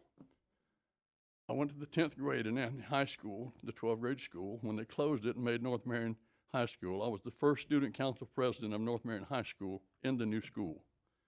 And so I know how it was when things fell apart as a high school, but we still had a school. We still had a heart, and the children were there. And we maintained that. I said, okay, that's all right. We still have the school. But now I see the possibility. And that's the heart of our community. The women's club works with the school. The restaurant supports the trunk or treat. The community is part of the school. And so just think about it. That's all I'm asking, okay? Thank you. Thank you, Mr. Carter. James Glover and Lori Rangel.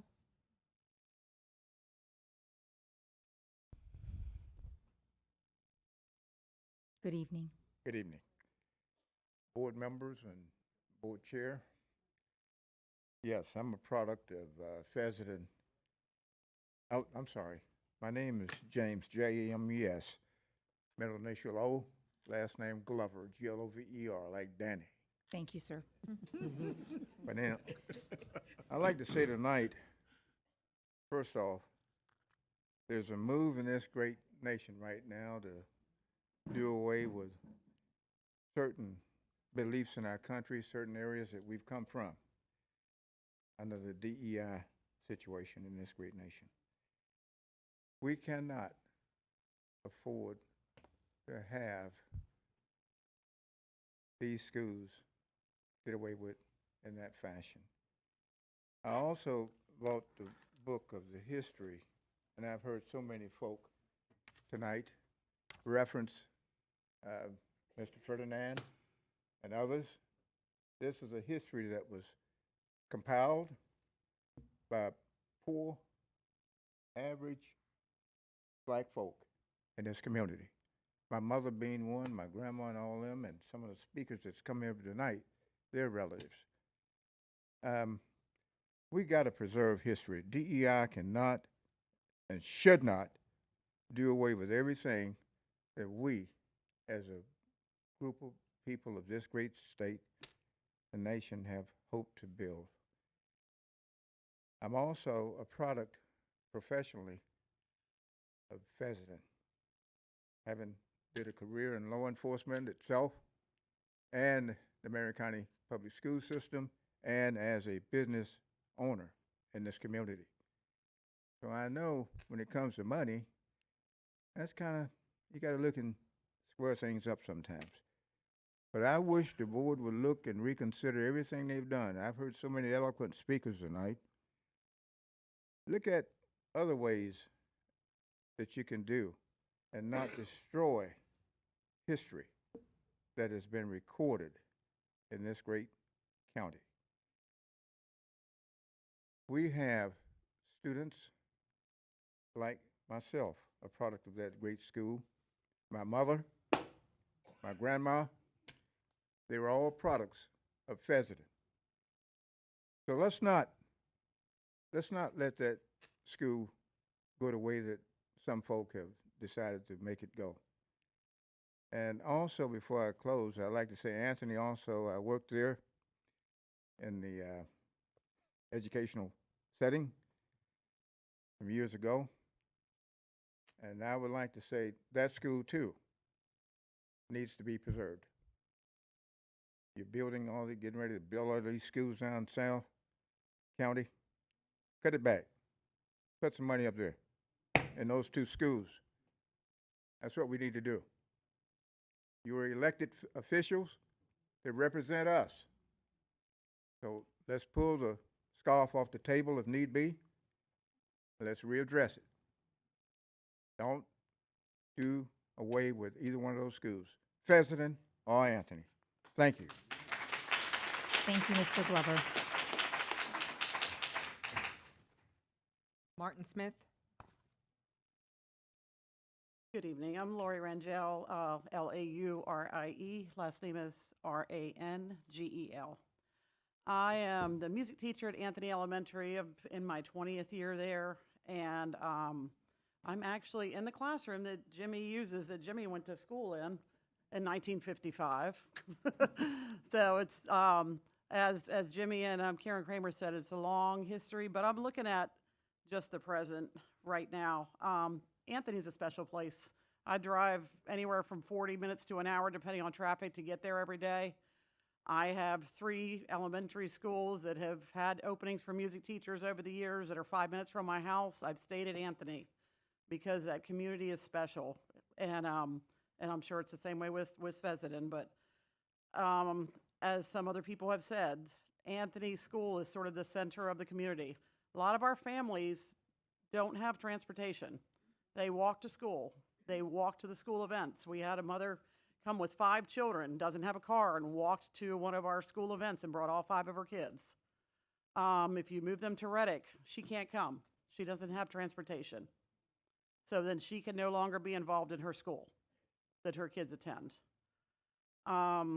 It's a long drive. It's a long drive to Reddick from Anthony for some of our parents, and especially if they have one car or no vehicle at home. A couple of the parents have asked me, I work in the car line in the morning, what's going on? I heard they're shutting our school down. I said, I hope not. I said, they've talked about it before, but I said, it's, I don't know. And there's a lot of concern. There's a lot of concern with the community. And I just kind of feel like some other people have said, if this were in the heart of Ocala, in some of the other areas, I don't think we'd be having this discussion. Seems like the north... Seems like the north end has the majority of their families living at or under the poverty level, and we're forgotten, and we can be dismissed. And it's happened time and time again with school repairs. We're always last on the list to get repairs. And now that's simple solution. Oh, well, those are these people up here, they don't vote all the time, and they don't hobnob, at these little galas and festivals, down in downtown. So we can forget about them and just shut their school down. It doesn't matter. Well, these kids and these people care. These teachers care. I've worked with Karen Kramer for years. Anytime there's a need at our school with a child or a staff member, within 24 hours, they have what they need. Teachers go out and buy them, food, clothes out of their own pockets because they're invested in these children and invested in this community. We have kids coming back from the middle school saying, I wish I was back at Anthony. It was a nice, small, safe school. And it's so overwhelming going to the bigger schools and being with all these other kids, and there's so many kids. I wish I could be back at Anthony where that was home to me. That was my family. Bigger and newer is not better. I've been married to my husband for 31 years. I'm not trading him in anytime soon. I'm going to keep him around for a while. I'm sure there's better looking and, better attitudes out there, but I'm going to keep him around, just like I think you ought to keep these schools around and keep these schools around for these communities. Thank you. Thank you.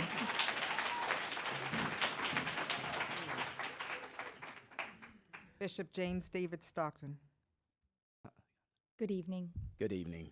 Thank you for allowing me, the board, to have this opportunity. Martin M. Smith, S-M-I-T-H.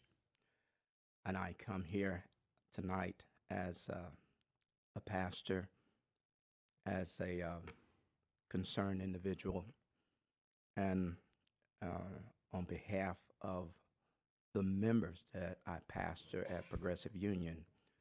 because listening to all of this that has been said, Progressive Union, amen, sits adjacent to Pheasant Elementary. Me as a business owner also have found the heart to support Pheasant Elementary because after being pastor there, learning the rich history, I did have brothers and sisters who graduated from there when it was in high school. But tonight, I reach out to you tonight and asking you to hear the voices that have spoken from their heart. Even for Anthony, that school, we know that they're older schools, but the love that these schools brings in the community is more than a new school. And asking you to take note that these people, and I know by dealing with Pheasant and looking at the alumni, when I was bringing them a golf cart, how excited they was because they reach out to everyone to try to keep Pheasant going. That's how much they love it. They could be doing other things. They're retired, but they spend their efforts and their finances trying to help Pheasant. Just like at Anthony, we asking you tonight to have a heart of compassion as God would have us to have one toward another. These people are crying out to you as elected officials to hear them tonight and remember that they are expecting you to help them stay in their communities and not have to travel so far to have their kids educated. And the memories of those who graduated from those schools, that they will be able to bring their grandchildren, great-grandchildren, say, this is where I came from. This is where I was educated. Look at the rich history, and they be able to tell them of it. These are the things that have been echoed tonight. Don't forget them. Have a heart. Have the compassion to say that, I hear you. I hear the community. I believe that we can do something to help them stay and continue to educate. That's the key. Educate those in their community. Please, tonight, remember the voices that have spoken tonight. Reason with yourselves tonight that God has placed you in a position to make some serious decisions, but make the right one. Okay, thank you. Thank you, Mr. Smith.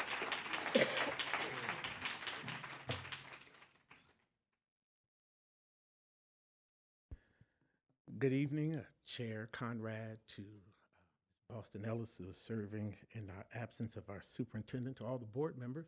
I'm Bishop James David Stockton, Stockton spelled S-T-O-C-K-T-O-N. Hello. I know that you have a lot of work still yet to do tonight, so I will not bore you with a long litany list of reasons why we're here. Last week, there was a work session. And like so many in this room, we read, we watch, we can see, we can hear. And the question was posed, or questions was posed in regards to the future of community schools, historical community schools. The question, because some people would say, well, why are we really talking about it tonight? It's not on the agenda. It's not on the agenda, but it was put in the atmosphere. And because it was put in the atmosphere, you have the result and the outcry of voices in the room on tonight. We don't want to wait till something is decided, then we come and react.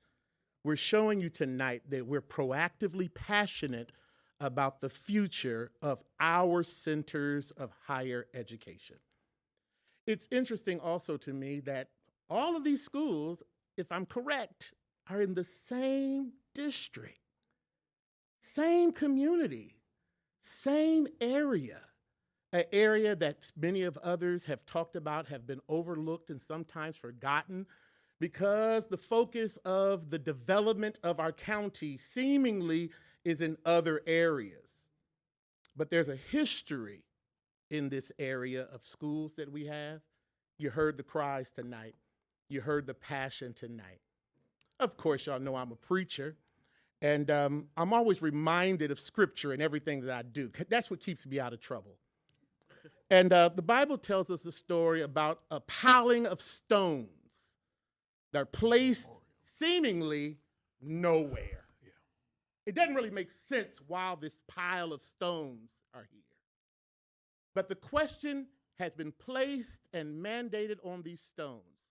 So when future generations ask, what meaneth these stones?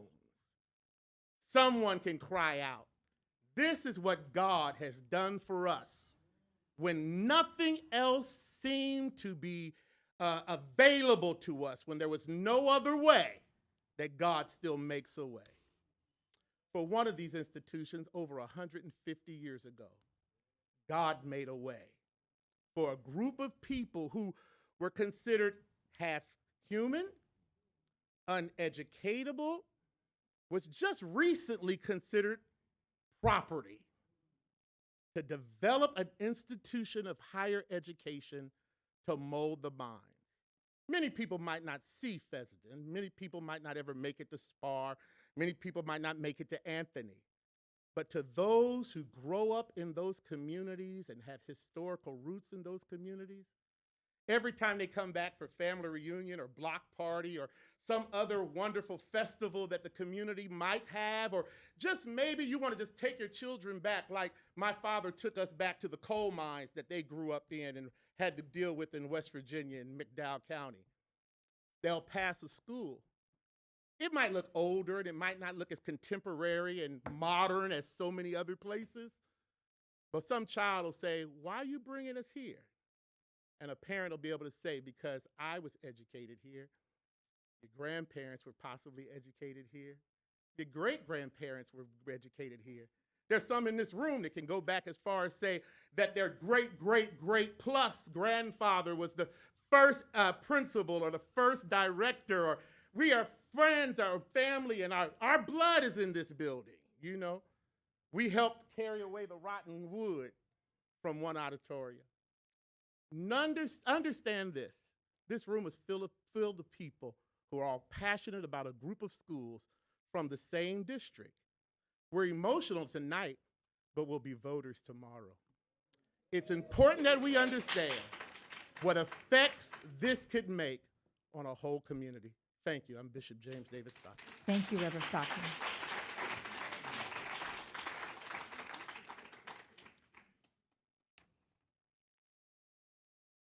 Is that our last speaker? Okay. Board, would you prefer to take a 5-minute recess, or are you ready to move on? Pleasure of the board? I don't mind taking a recess. Okay. We're going to take a brief 5-minute recess, and we'll be back to finish our business. Thank you.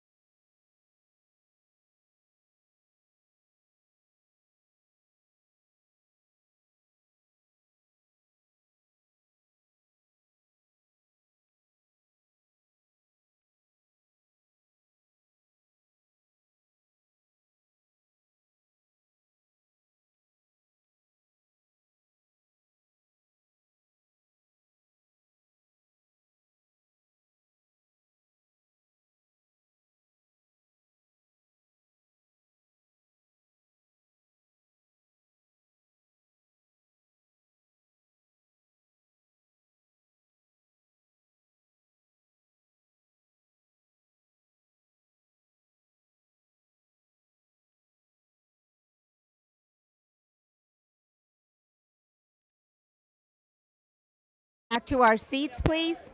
Do I have audio? We make our way back to our seats, please.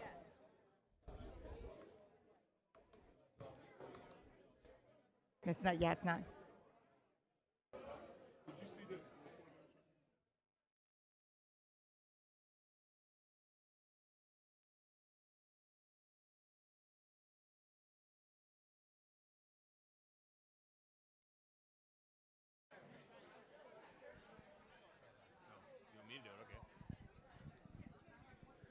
Let's all make our way back to our seats, please.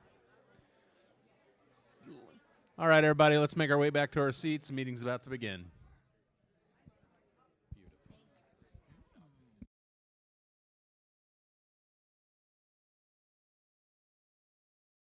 I'm just waiting for our screen, right? Yeah, I had that we had 6 more. Only one, apparently. Okay, we are returning from recess at 7:40, and it was brought to my attention that we have a few speakers that might have been missed. So, Ms. Martinez, you have one paper with a Yes. name on it. Yvette Anderson.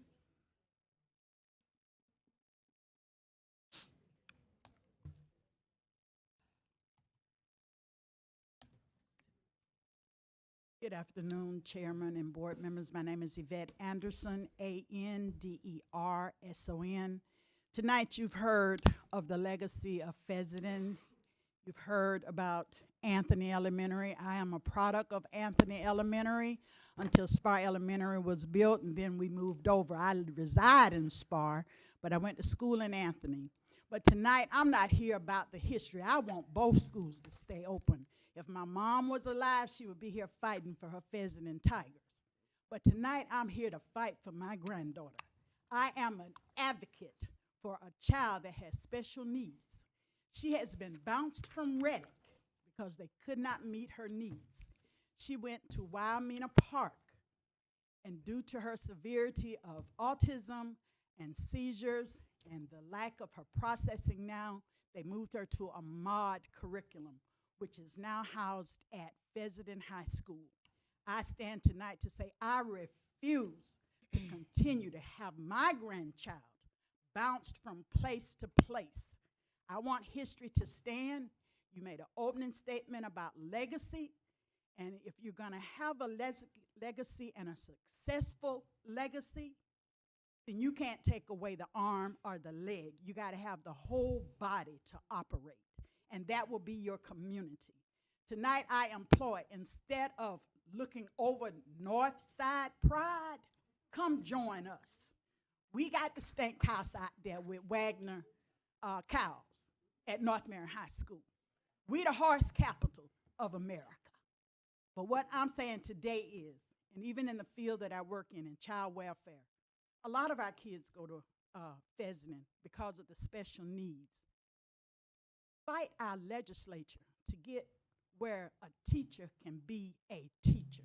My granddaughter is 10. She can't read at this time like she should, but I've been told she can read. But music is her thing.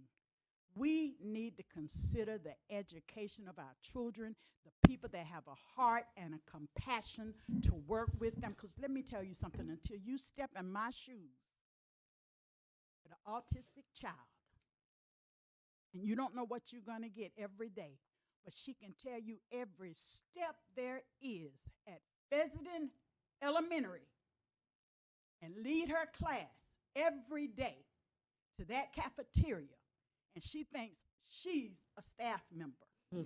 I applaud everyone that works with her. They may have been an F, but now they're a C. Give them a chance to improve. Help them get the resources and the tools that they need. You can keep history alive by employing and helping those who have the desire and the compassion and giving them the authority to be who they need to be in that classroom. That's by going to our legislature. You never know. Those that are unable to travel.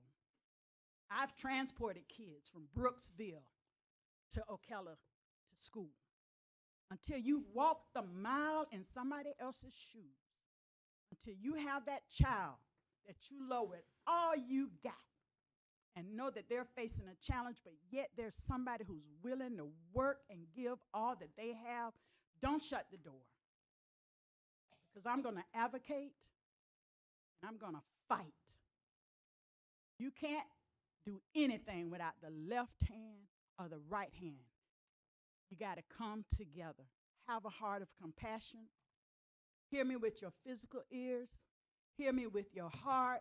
Don't move out of emotion, but move out of the necessity to continue to have communities that are make Marion County great again. Thank you, Ms. Anderson.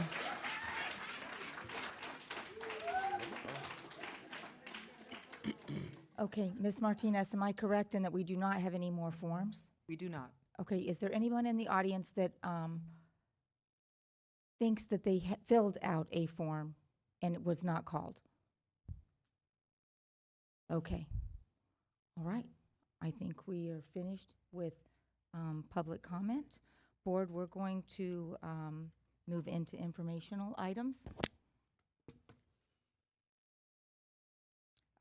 Before we do that, real quick, I just want to say thank you to everyone that came tonight.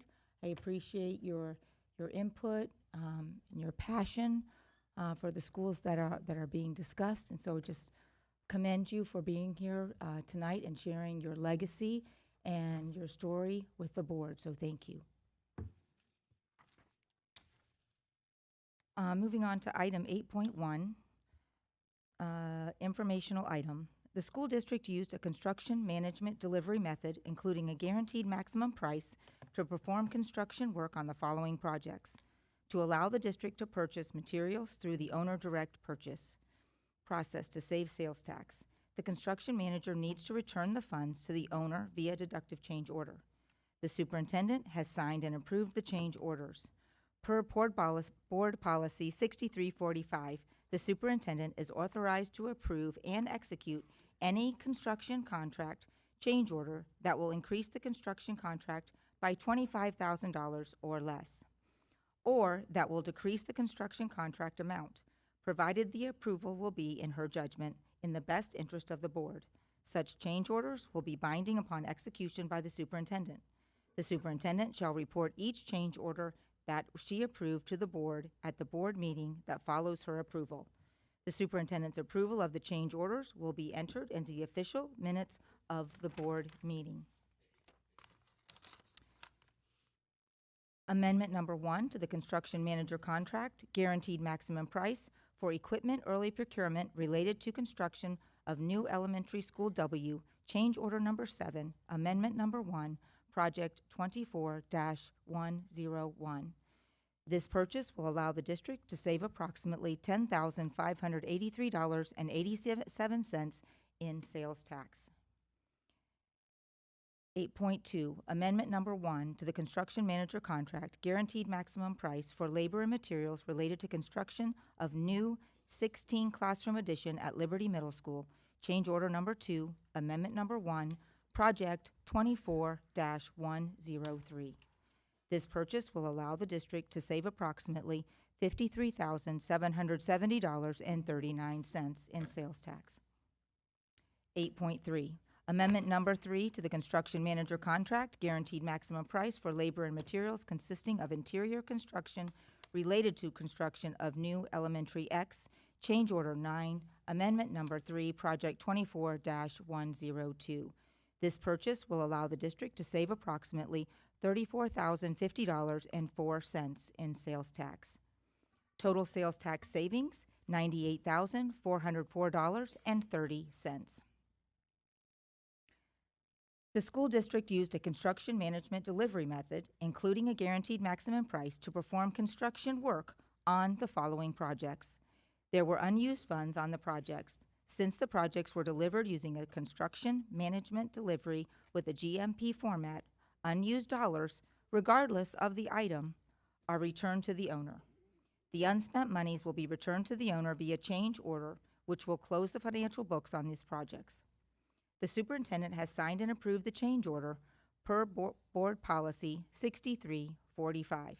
The superintendent is authorized to approve and execute any construction contract change order that will increase the construction contract by $25,000 or less, or that will decrease the construction contract amount, provided that approval shall be, in her judgment, in the best interest of the board. Such change orders shall be binding upon execution by the superintendent. The superintendent shall report each change order that she approves to the board that meeting that follows her approval. The superintendent's approval of the change order shall be entered in the official minutes of the board meeting.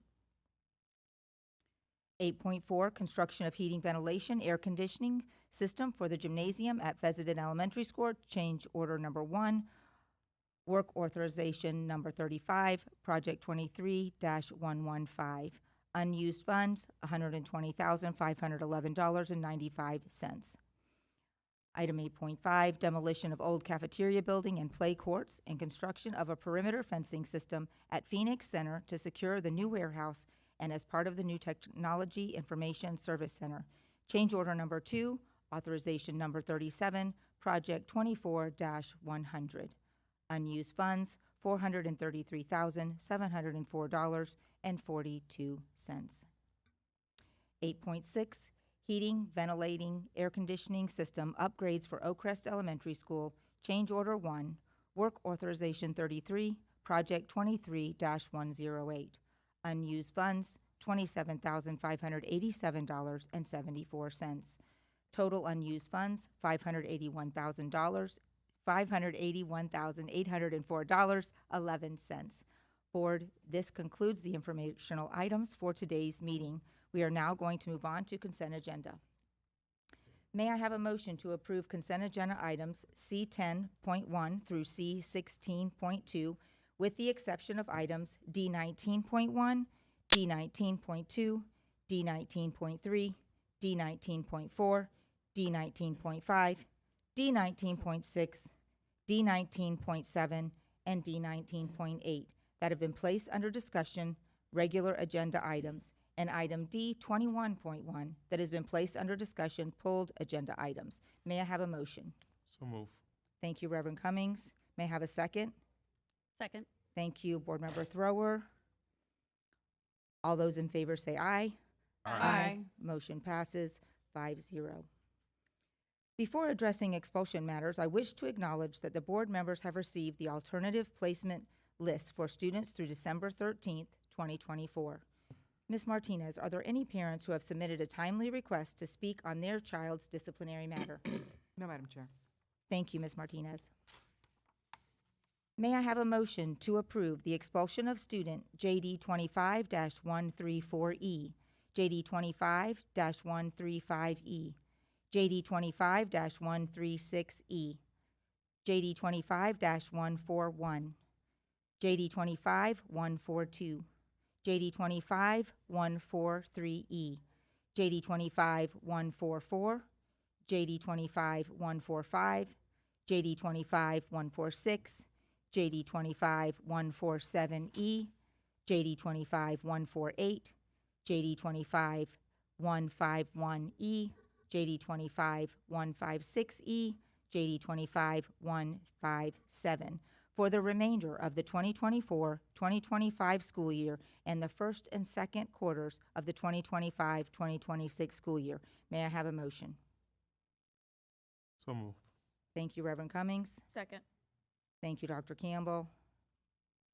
All those in favor say aye. Aye. Those opposed? Motion passes 5-0.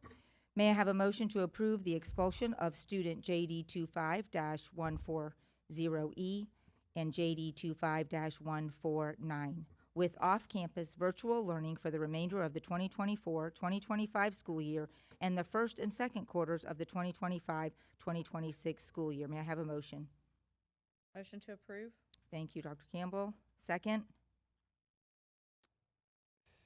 Can you reread the numbers you said? Sorry. JD 25-140E and JD 25-149.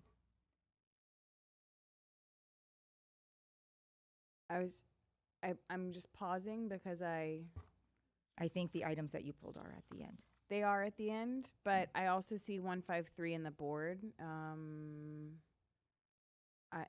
One. When I'm looking at the board packet, and 153 is pulled for discussion off air.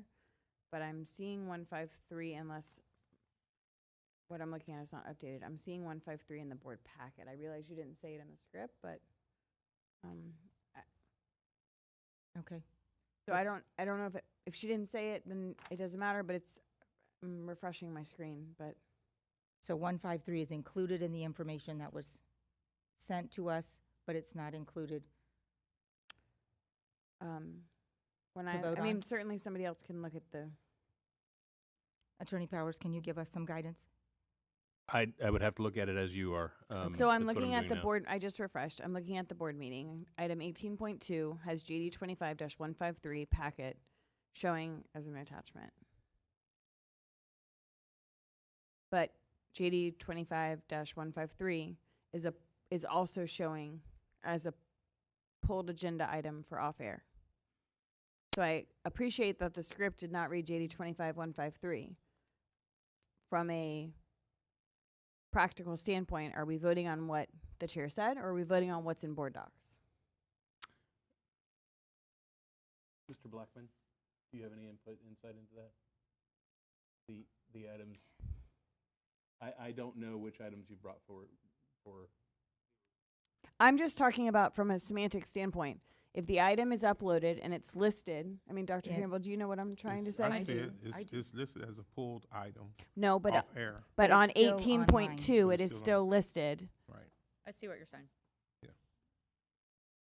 And Madam so I Chair? just want to ensure that What we're while the voting on? script did not say JD 25-153, the board packet, which I'm looking at for item 18.2, has item JD 25-153. If I had caught this earlier, certainly I would have addressed it, but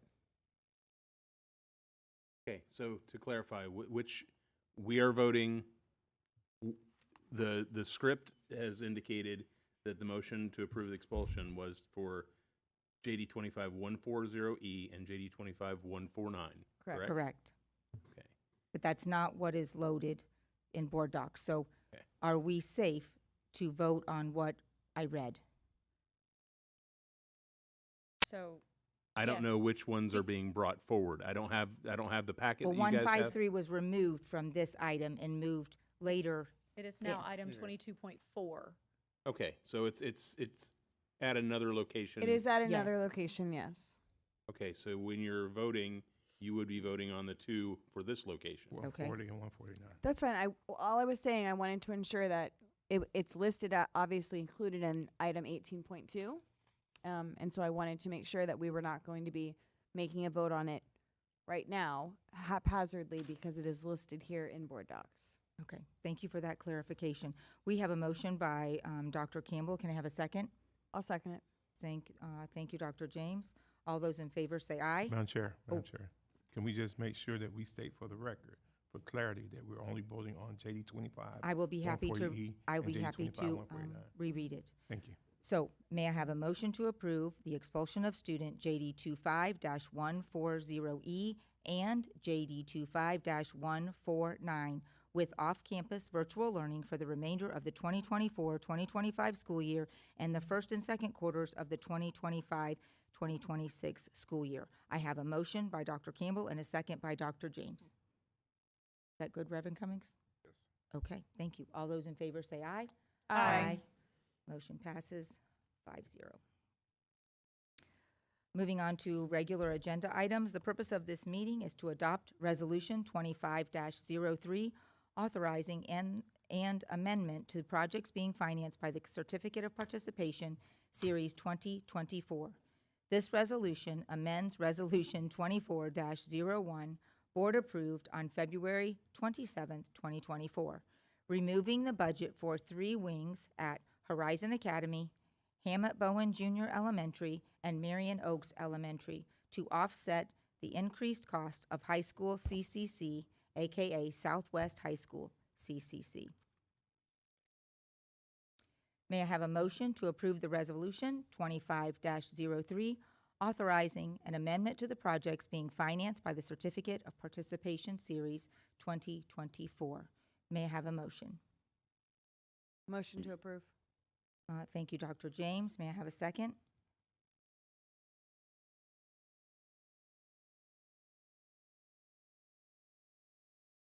Okay, here we are again. At the leasing corporation, we modified this in order for us to be able to move forward with the certificates of participation. Correct, and there was Right. quite And so- intensive conversation that Understood. the whole board participated in earlier, previous to this. Yes, ma'am. And so, by lack of a second, the motion would then die. Can the I just chair wanna- second? Chair Hang cannot. on a second. Unless she passes the gavel. Pass it to Reverend Cummings. I'll get a Second. Motion has been made and properly second. Ready for question? All in favor signify by aye. It's discussion item. You're supposed to ask. Yeah, for Ms. discussion. just Boston, asked he for doesn't, discussion. yeah, I he did doesn't say have. discussion. Okay. Miss Boston Ellis have something else? Ms. Boston Ellis, do you have anything you'd like to share on this item? I would only reiterate that this is an amendment to a previous resolution. And what we are trying to do is remove the 3 wings, Horizon Academy, Hammett Bowen, and Marion Oaks Elementary. And this will offset the additional costs of the high school CCC. Thank you, Ms. Boston Ellis. Vice Chair Cummings? Can, I'd like Ms. Boston Ellis to remind the board, including myself, what the interim meeting we had earlier today did. The leasing corporation meeting. You approved it as a part of the leasing corp. Because this is a certificate of participation, we have 2 organizations. We have the school board as well as the leasing corp, and you have to vote on this items in both of those settings. Understood. What are the implications for the board approving it in the leasing corporation meeting and not approving it tonight? I would have to defer to Attorney Powers on that. Okay. I look forward to someone providing the board with some clarity. If it's not approved, if the board fails to approve the resolution, then it would have to be brought back at another time by, we'd have to go through the certificates of participation again in order to experience the closure. This is a different factor than was just discussed that everybody had debate and discussion on tonight. There are other items involved here. So the leasing corp meeting. This has nothing to do with the Right. stuff that was discussed tonight. I understand. Okay. I'm commenting on the chair had just said we had significant discussion on this Not tonight, another day. Okay, on another day. I understand. So if we were to vote with the leasing corp, but then not to vote here to approve the resolution, then the 2 would nullify each other. So we would not be able to proceed forward, and we'd have to bring this back to the board at another time. Causing additional delays at high school CCC? That's correct. Correct. Okay. Vice Chair Cummings. Yes, ma'am. So I will vote in favor of this item. My reason for pause was because, as you all are well aware, I have recused myself multiple times from all items that name the chosen construction management group that has been chosen for high school CCC. In this particular case, nowhere in this document is the chosen construction management contract mentioned. It simply mentions the amounts for each entity, and so because of that, I will be voting in favor. Thank you, Dr. Campbell. Ms. Thorne? I maintain my stance from earlier tonight on the leasing corporation vote. The only reason why we're doing this is due to completely unnecessary delays previously. So I'll be But voting no. I would just like to acknowledge that if we don't approve this, we continue on the delays. Like I said, my vote will likely be ceremonial. And let me go on the record, because this is a school that's in my district. We've had delays, unnecessary delays, so I do want us to go ahead and move forward with this. So, we ready for a vote? We're ready for a vote. All in favor signify by aye. Aye. Opposed have the same sign. Nay. Passes 4-1. Pass the gavel back to the chair. Ms. Campbell for helping find a solution.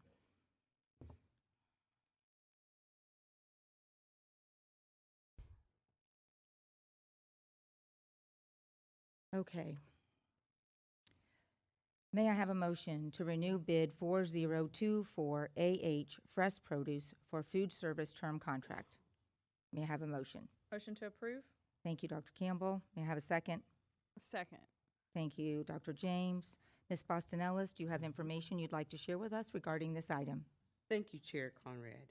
This is a very large dollar amount, approximately $1.75 million. Ms. Lynn Taylor is here to provide additional information on this item. Good evening. Good evening, Chair Conrad. School board members, good evening, Ms. Boston Ellis.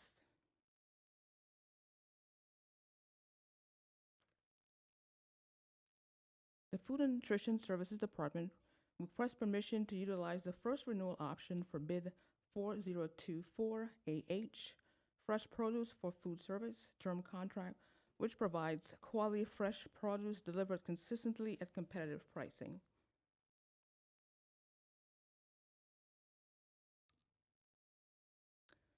Food and Nutrition Services is committed to ensuring that all students have access to fresh, healthy fruits and vegetables, no matter the cost. We believe that every child deserves the opportunity to enjoy nutritious food. $1.7 million is certainly a huge cost, but there are several factors that affect the rising cost for this renewal bid. Transportation and fuel cost, the weather conditions such as drought, freezing temperatures, excessive rainfall, as well as increases in labor wages. Weather events resulting in crop failures can drastically affect food supply and increase the vulnerabilities for crops like citrus and varieties of fruits and vegetables. This can result in a shortage that drives food prices higher.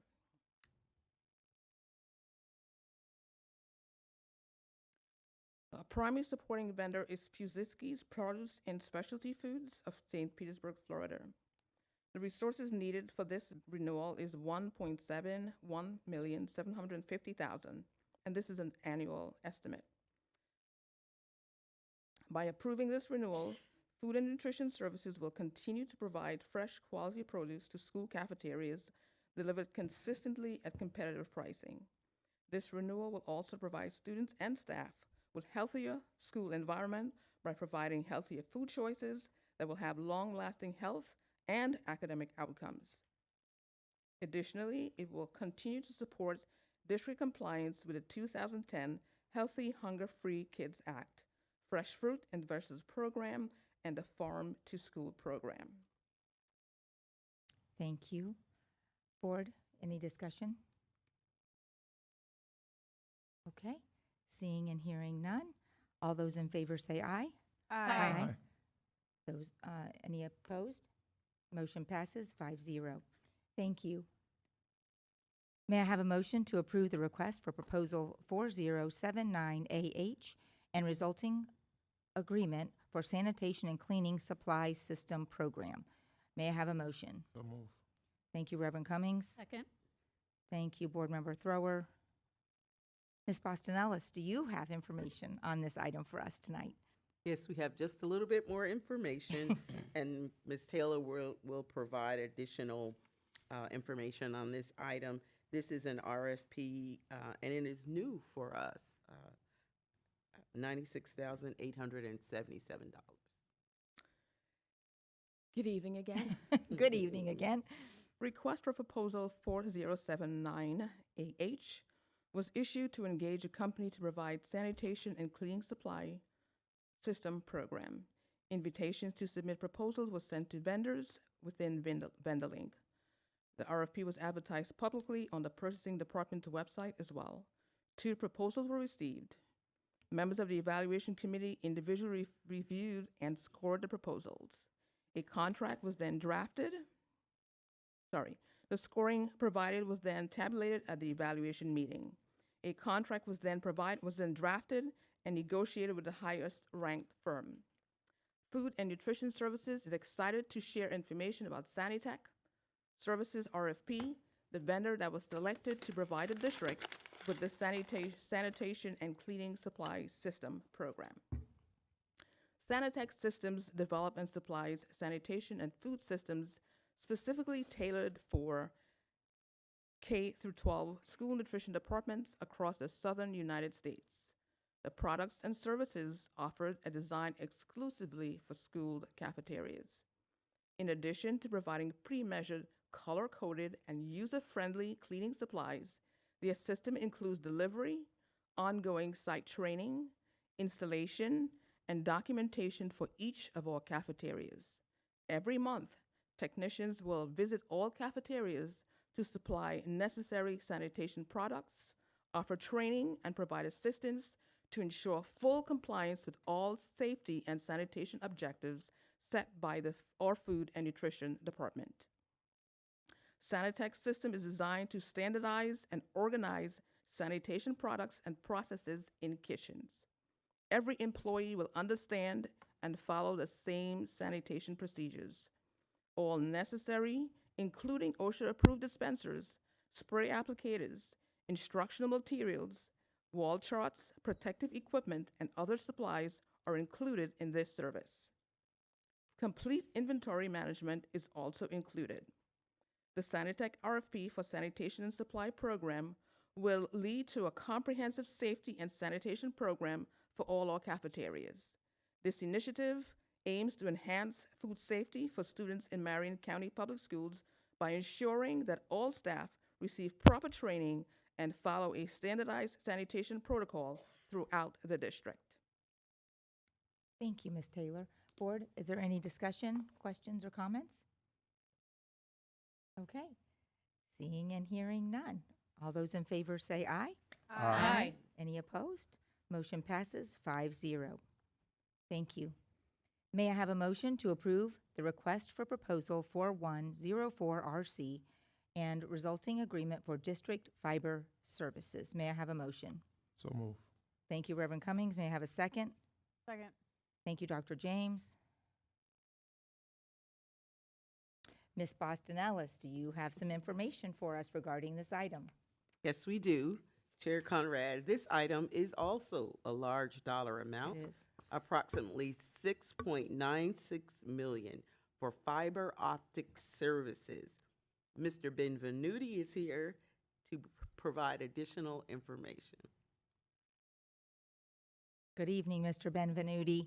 Good evening, Board Chair Conrad, Vice Chair Cummings, board members, and Ms. Boston Ellis. This evening, we are requesting your approval for the award of proposal RFP 4104RC to the City of Ocala, Florida, doing business as Ocala Fiber Network. This RFP was issued to secure fiber services for the district and was publicly advertised by the district through E-rate. In the database, we invited vendors to participate through using our purchasing database and the vendor link. After individual reviews and scoring of the evaluation committee, the highest ranked firm was selected and the contract was negotiated. The original term, effective upon final signatures, begins on July 1st, 2025, and will run through June 30th, 2030, with an option to renew. The annual expenditure is $1,392,000 over a 5-year term totaling $6,960,000. However, the district can receive approximately 90% of this cost back through E-rate revenue, significantly reducing the financial impact. Reliable fiber infrastructure is essential for the district's operational and educational needs. It secures fast, secure, and uninterrupted internet connectivity for classrooms, enabling teachers to deliver engaging, technology-rich lessons and supporting students' access to digital learning tools. Additionally, fiber services power critical administrative functions from communication systems to data management, ensuring smooth district-wide operations. This infrastructure also supports future growth, including expanding bandwidth needs, the integration of new technologies, and enhanced connectivity for cloud-based applications. Approving this agreement will position the district to meet both current and future demands, creating a scalable foundation for long-term success. Thank you for your consideration. Thank you, Mr. Benvenuti. Board, any discussion? Oh, Attorney Powers?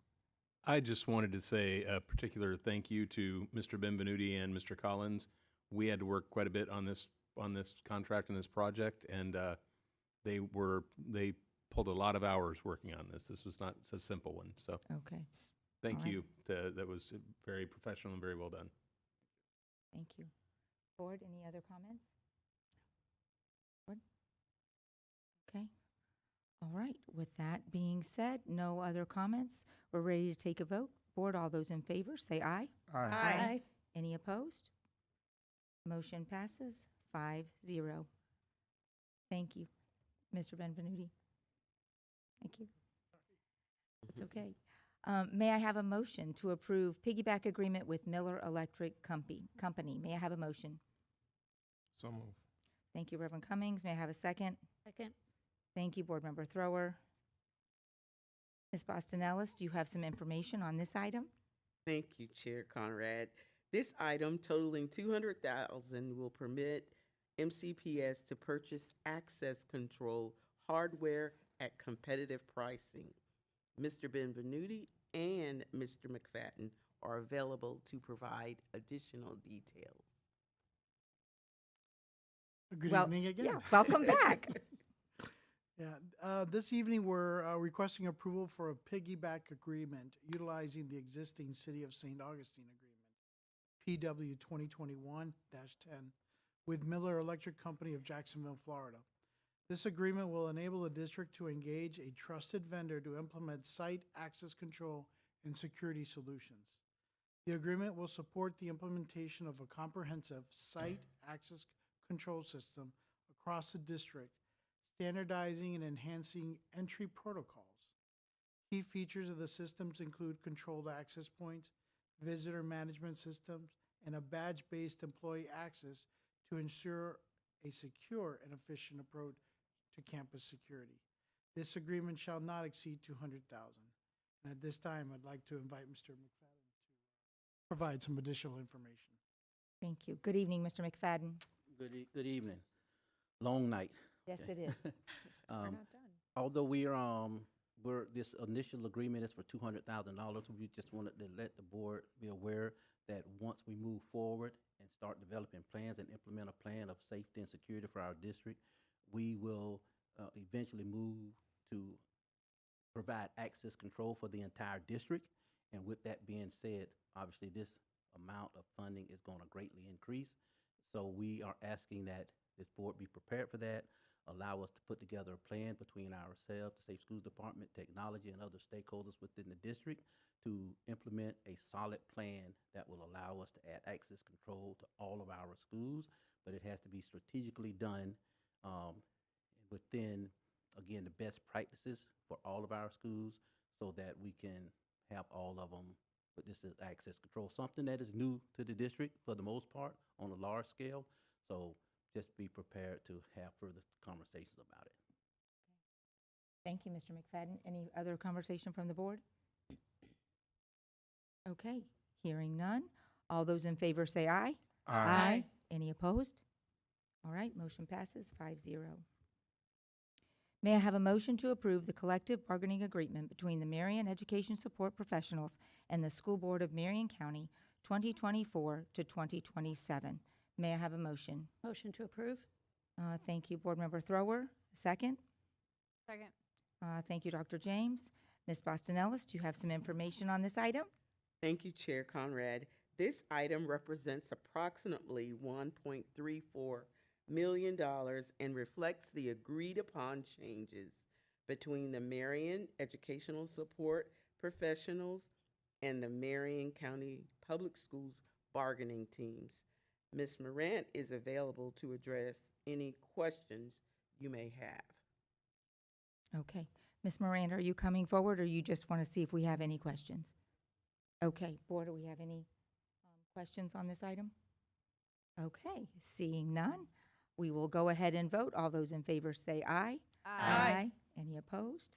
Motion passes 5-0. May I have a motion to approve Amendment Number 1 to the Construction Management Contract, Guaranteed Maximum Price for Mass Grading, Early Equipment Procurement, and Building Foundations, Shell and Site Work related to construction of new high school CCC, Change Order Number 2, Amendment Number 1, Project 24-105. May I have a motion? Motion to approve. Okay, thank you, Dr. Second. James. Second by Reverend Cummings. Thank you. Ms. Bostonellis, do we have more information on this item? Yes, I would like to request that Ms. Bumbach come forward, and she is available to provide further details. This is revising the original construction timeline for high school CCC. Good evening, Board Chair Conrad, Vice Chair Cummings, Ms. Boston Ellis.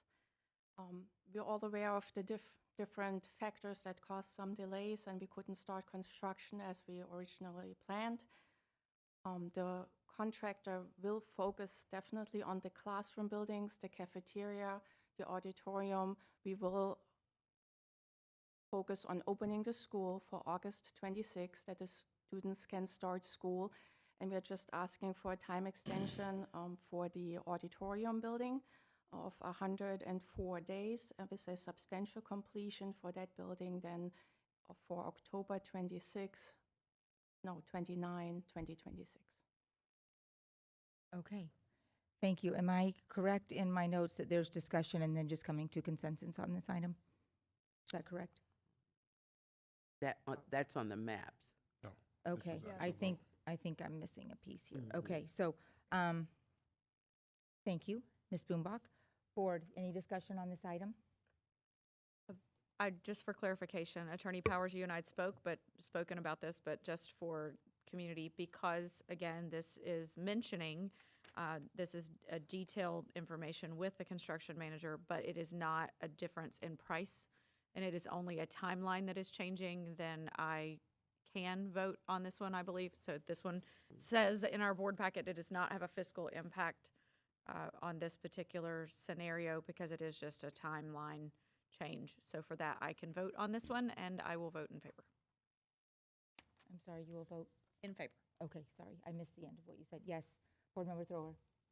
Thank you. I have, I'm referencing our work session that we did on November 21st, 2024, and I'm having a hard time understanding how increasing the timeline doesn't come with a cost, because on this handout that we got on November 21st of 2024, there's an item here, subcontractor overtime, at the cost of $9,300,000 estimated cost increase. So I can't imagine that there would be no cost to this. So I guess I just need a little help with that explanation. The contractor provided a guaranteed maximum price to complete that project, and they are standing by that guaranteed maximum price. So they're basically granting us some grace. Yes. That's admirable. Glad we selected them. Thank you. Okay. Any other board comments? Okay, seeing and hearing none. All those in favor say aye.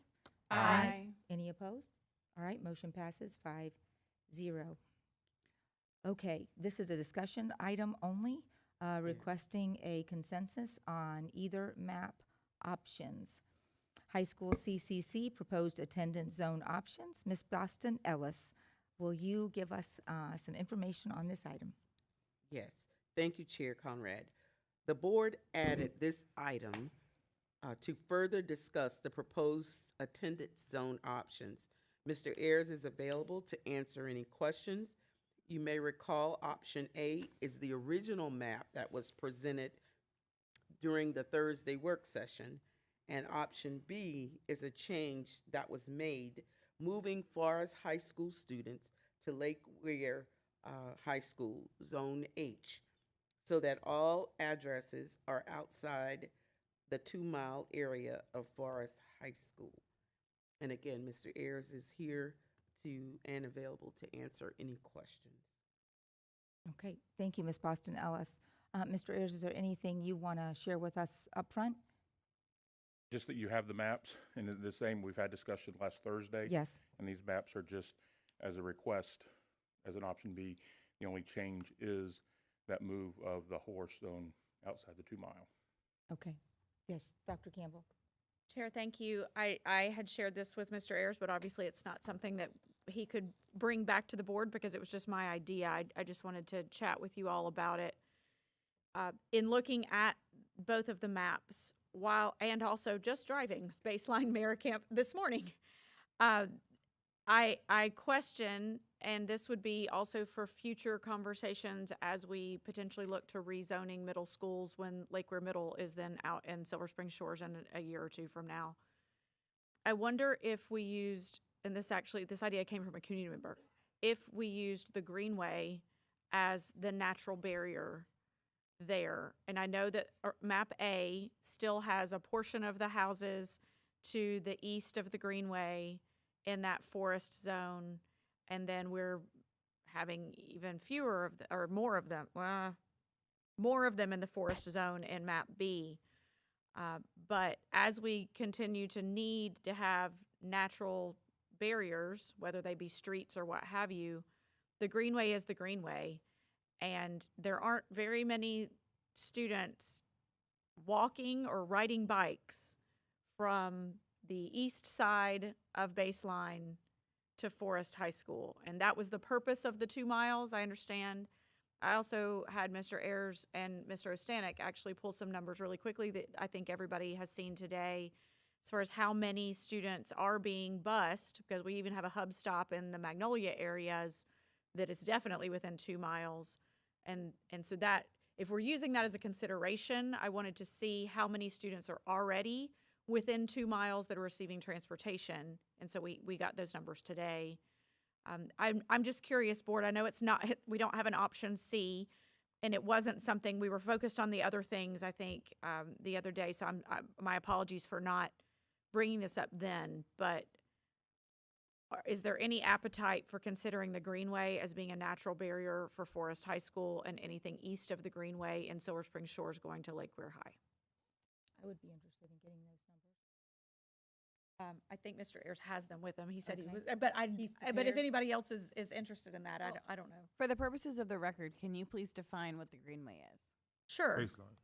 Well, Well- the Greenway is the actual, on the map, it's the white portion that will never have development in it. So that would be the natural barrier that I would see. So there are still homes to the east of Baseline Road that are north of the sheriff's work farm, I guess. The almonds and some of those down through there, those are most likely beyond 2 miles, I would say, once I'm believing that. I didn't do the map on that. But the area I'm speaking about specifically is the Greenway leading into Silver Spring Shores. So we were talking on Thursday about Southeast 64th Avenue Road and what we were going to do about that neighborhood on Southeast 64th Avenue Road. Southeast 64th Avenue Road dead ends into the Greenway. And so if we actually used the Greenway as opposed to that road, we wouldn't be splitting any neighborhood in that Shores area. Because, Is that, I'm sorry, go ahead. is that the road that has, was it Wings of Faith Church? on Yes. it? Let me say something there. There are a lot of people that moved into that area specifically so their kids could go to Forest High School. So if you change that barrier, you're going to push out some folks that moved because that was the boundary. Those were the boundaries in that area. Well, we're about to move it one way or the other because 64th Avenue Road isn't the full barrier. I mean, it kind of is, it kind of isn't. Because 64th Avenue Road right now on either one of these 2 options is going to be used as a delineation marking. And so right now, those students that live to the east of 64th Avenue Road will be excluded based on the maps we're about to discuss Not tonight. the ones to the west of it. The ones on the Wings of Faith Fellowship side, no. But then the ones across the street, that's what we're looking at. That it's the tan area on these maps. And if I'm not explaining it correctly, Mr. Ayers, please help me. But the original map, option A, uses 64th Avenue Road as that delineation line. And then we talked about it for map B to actually be that we would move that so that 2 miles would be the Yeah, in order to delineation. accomplish the 2 mile, we come down 64th Avenue and then hit Pine Run Road is the new delineation for option B. So that's the only change from option A to option B is we now use Pine Run, which ensures that all addresses are outside the 2 mile zone. And the purpose of that is just sharing with the public, we don't get any funding for students that we Well- bus within the 2 mile zone. Is that correct? Or, I don't want to speak for transportation, but this individual's understanding is correct. okay, If it's within the 2 mile zone, we do not receive funding. So any busing we do, due to hub stops or extra stops, we do not receive funding. right. And since the funding we receive for transportation overall is about half of what we need, that really is, I know it sounds like something small, but every little piece that we take on that we're not provided funding for is another challenge, we present to transportation, correct? To the best of your knowledge. To the best of my knowledge. Thank you, Mr. Ayers. Ms. Thrower. Thank you. Mr. Ayers, I was just wondering what your recommendation is. Now we have option A, option B, and a possible option C. My initial recommendation was map A. Option A was my initial recommendation. Due to conversation from the board, we presented option B, which moved them all outside the 2 zone. I don't necessarily have a recommendation for going with the other options. I mean, there's good argument for both sides for that. I do have student counts for current as zones and attending in those different areas, but again, my original option recommendation was option A. But I gave you option B to move forward because that was a board request. Thank you. And just for the record, I think it's important for the public to understand because people might be asking, well, why are we doing these hub stops and not getting any money for those students knowing the strains we have on transportation? And maybe that's a transportation question. That would be a transportation question, but I believe it's, it was in the best interest of the safety and security of the students. Thank you. That's what I wanted to hear. Okay, thank you. Any other discussion? Comments? Yeah, I'm not really settled with the choice. I guess the best way to put it is I don't like either option. That doesn't mean that I can't make a decision tonight, but I'm not really overwhelmed with either option. I feel discontent with setting a zoning pattern so close to a high school. Understanding they can't safely walk there, but proximity has value. And when your home is so close, I mean, you're going to hear the football games at night and your kid can't go to that school. That brings me discontent. Can I add one clarification? Sure. What we're asking for tonight is consensus to move forward with the process. Correct. We're not voting or approving on any zoning plan. The next step in the process is to present this to the community, have community input meetings. We will then, at that point, come back and remember have rule development work sessions where we will present all extra data. Any extra data that the board wants, that we can have time, then we present that.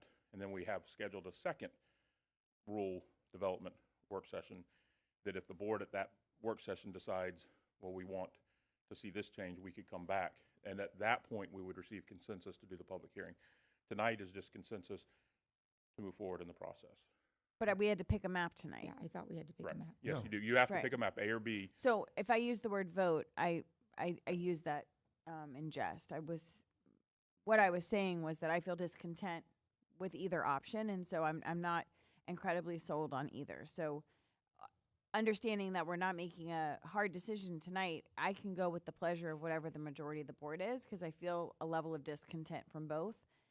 And I feel uncomfortable with having a zoning pattern less than 2 miles from a school. So my choice, if I were to pick one, would be option B for the pure fact that I think it at least provides that level of protection. Okay, thank you. Reverend Cummings? Madam Chair, we had extensive discussion on this last week at the work session, and Mr. Ayers again did say that he was looking for a consensus to proceed so that we could get more information. So I'm fine with him proceeding, getting the consensus from us to proceeding, because as he stated, the community is going to have opportunity to give their input, and we're not voting on a specific plan tonight. So I would be in favor of going with the recommendation of Mr. Ayers and allowing them to proceed forward. Okay, and what map choice? It doesn't matter what map choice. He said, let's proceed. No, No. he said No, we I'm- have to We choose. have to have a map. Whatever, A, that was the one that Okay, you he gave us said A, last week. yes. All right. I'll just share that this is not easy, and I would love to have the perfect solution.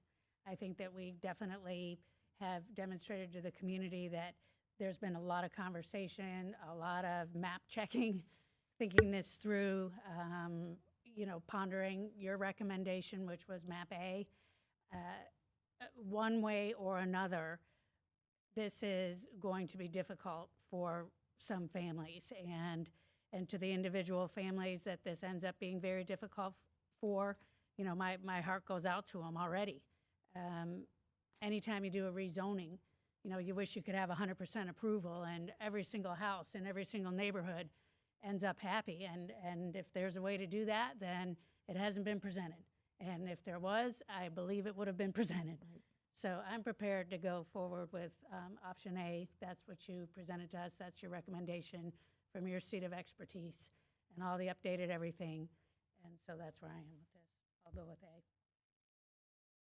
Board Member Campbell? Since there's not an appetite to talk about the Greenway, I will also go with option A, mainly because that is a very defined line, and you can say Southeast 64th Avenue Road is the line, and that makes it clean and easier for families to understand. East side goes one way, west side goes the other. Okay, thank you for sharing. My preference would have been Plan B, but I hear the consensus is for map A. And so, Mr. Ayers, I think you have the answer you need. Thank All you. right, thank you, sir.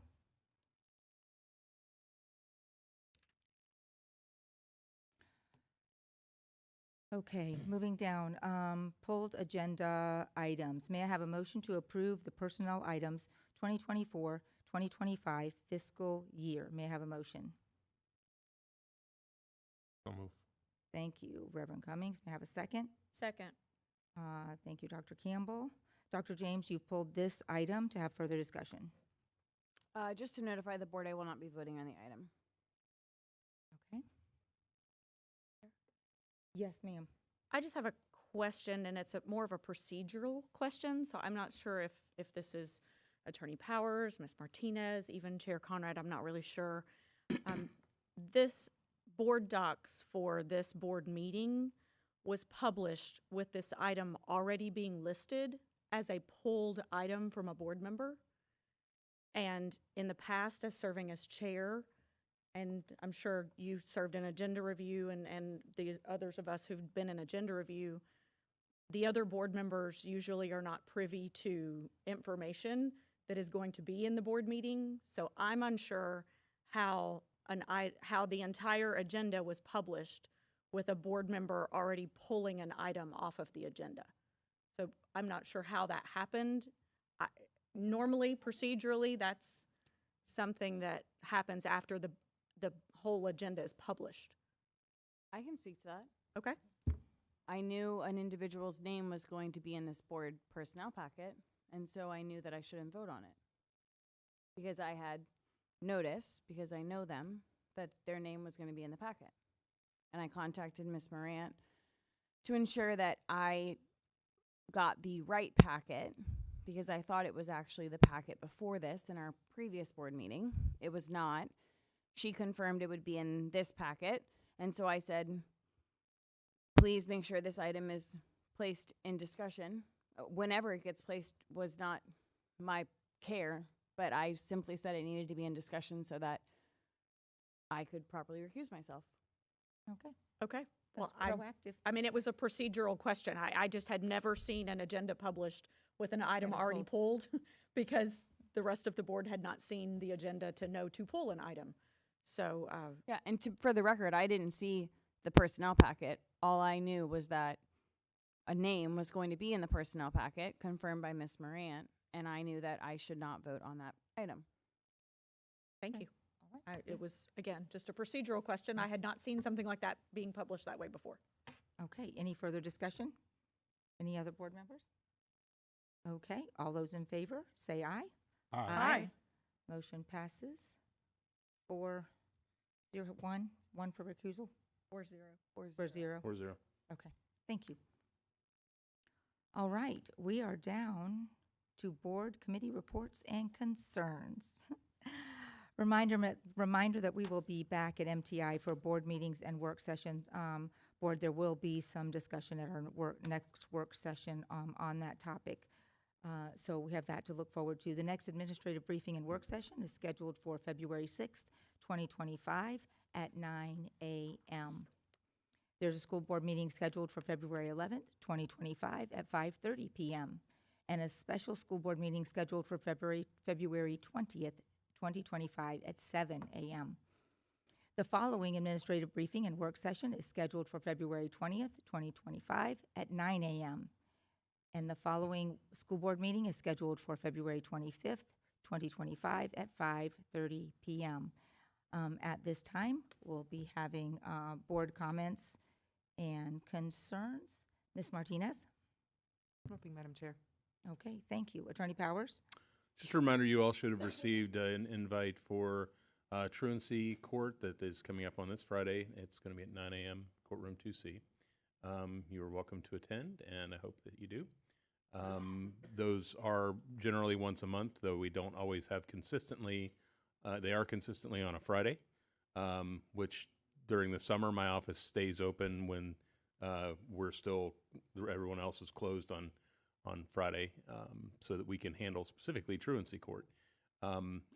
If you have any questions, I'll have extra packets available so that you can kind of follow along with what's going on. And also, if you arrive a few minutes early, if we have a moment, I'll introduce you to Judge King and allow you to speak with him briefly. And if you stick around longer, we can speak afterward as well, just so we can all explain to you more about how we've been running the program. Success has been had so far, and we're hoping that it will continue. Thank you. Okay, thank you, Attorney Powers. Ms. Boston Ellis? Nothing further. All right. Thank you, Ms. Boston Ellis, for joining us tonight. It's been my pleasure. Board Member Thrower? Madam Chair, can I ask you to do The students. Oh, I'm sorry. I actually made that mistake last time. So thank you, Reverend Cummings, for bringing that to my attention. Student board members, Carson, would you like to share comments? Yes. First, again, I just wanted to say that I was glad to be here. I know it was a little bit more discussion from the public today, which was actually pretty interesting to see. I loved hearing what people said who didn't actually have a place on this board, so it was cool to see that. Just a couple things that were happening at North Marion. Today was the FCA breakfast. I saw many of you guys there. I was able to speak, and I'm glad to say that we had very generous donors. So FCA is looking like it'll be able to provide many huddles, which are very impactful to students, which I shared this morning. As well as at North Marion, last Friday, we had our career day, which is where we bring in many guest speakers. We had over 50 in classes to talk about opportunities for students in Marion County. I'm pretty sure Dr. James's husband was there. I heard he was. And at the lunchtime during the career day, they all have a table. So 27 different companies were represented by a table there. So many students got to maybe sign up. I know people who went with the Navy, people who went with the Army, people who signed up with the firemen. So it's just an awesome opportunity that happens. As well as last night, we had our freshman showcase, which is where incoming freshmen that are going to be, they're 8th graders now, but they'll be in 9th grade this next fall semester. We got to show them what extracurricular activities we had, as well as the clubs and the athletic coaches, so what they got to participate in, and we got many people signing up, as well as they could go get priority scheduling for their classes, which is pretty helpful. Also, just a shout out to our North Marion Equine Science Program, which is the only equine science program in the country. They were selling their thoroughbred colt tonight at OBS, which is something they do every year, and it's very impactful for the program, and it's a very big part of what the students do. And finally, I did again miss the basketball game tonight against North Marion and Vanguard, which is always a fun game to watch. So I'm sure the boys had a great time. And again, I was just glad to be here and glad to learn from you guys. So thank you. Thank you so much. We appreciate your input so very much. Chloe. Hi, thanks for having me today. I'm going to get started with just discussing what went on in the meeting. I think that the main issue that was proposed that you guys are addressing very well is Marion County is growing rapidly, and we're getting tons of new families moving here that are enjoying the school board's benefits as well as the county's benefits as well. And I think that's where a lot of the issues are arising, especially with the schools. Seeing our community come up, especially with the people who are connected to Anthony and Fresno, and hearing them speak about it, I believe that if we look toward our past to see our future, I think that is really important when we're moving forward with the growth of Marion County. To add on to that, with Forest High School and the issue of overcrowding, I know you guys are addressing that with the rezoning. It is an issue, and I believe the quality of students' education will improve if you're able to limit the amount of students in classrooms.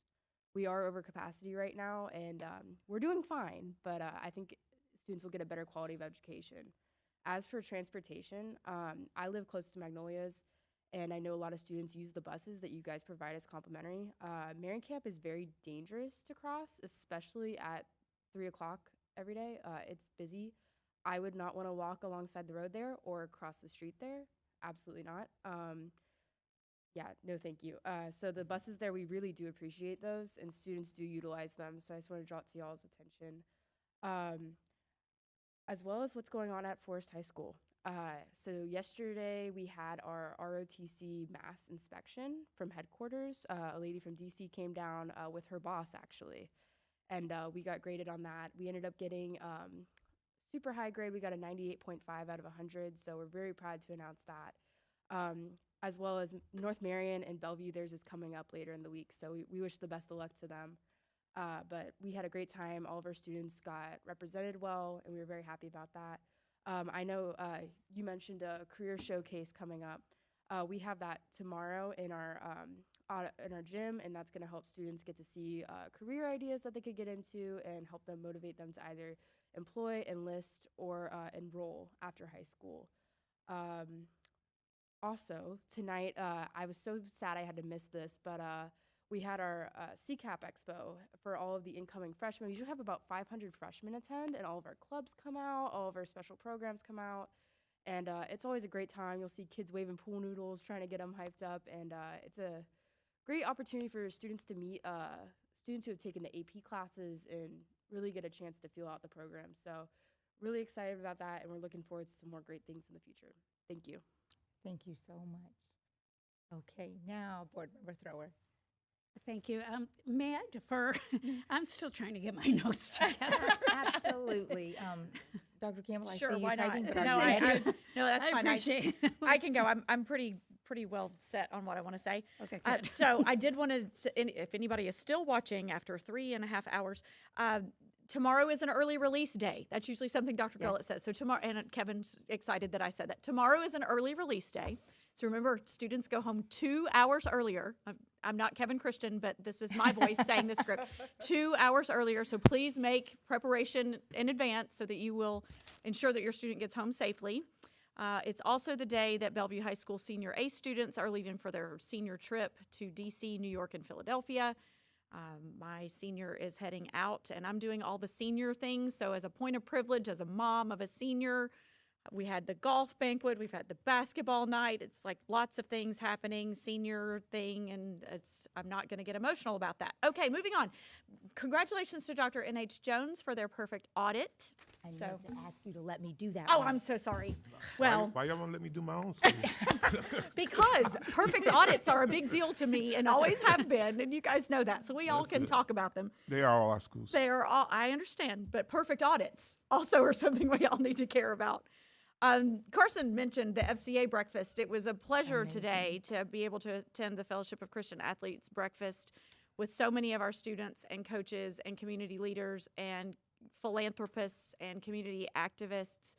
And I know the board, we were grateful that not only Carson, our student representative to the board currently, was on the student panel, but Sean Martin, our student representative to the board in the most recent quarter, was the moderator of the student panel. So I was like, hey, our student board members rock. They're doing great. We were really proud to see you guys in action, and it really was great. And for my kids to be there too as student athletes, I'm really grateful for all the things that FCA does and the Rock and what they have kind of done in tandem on a lot of things.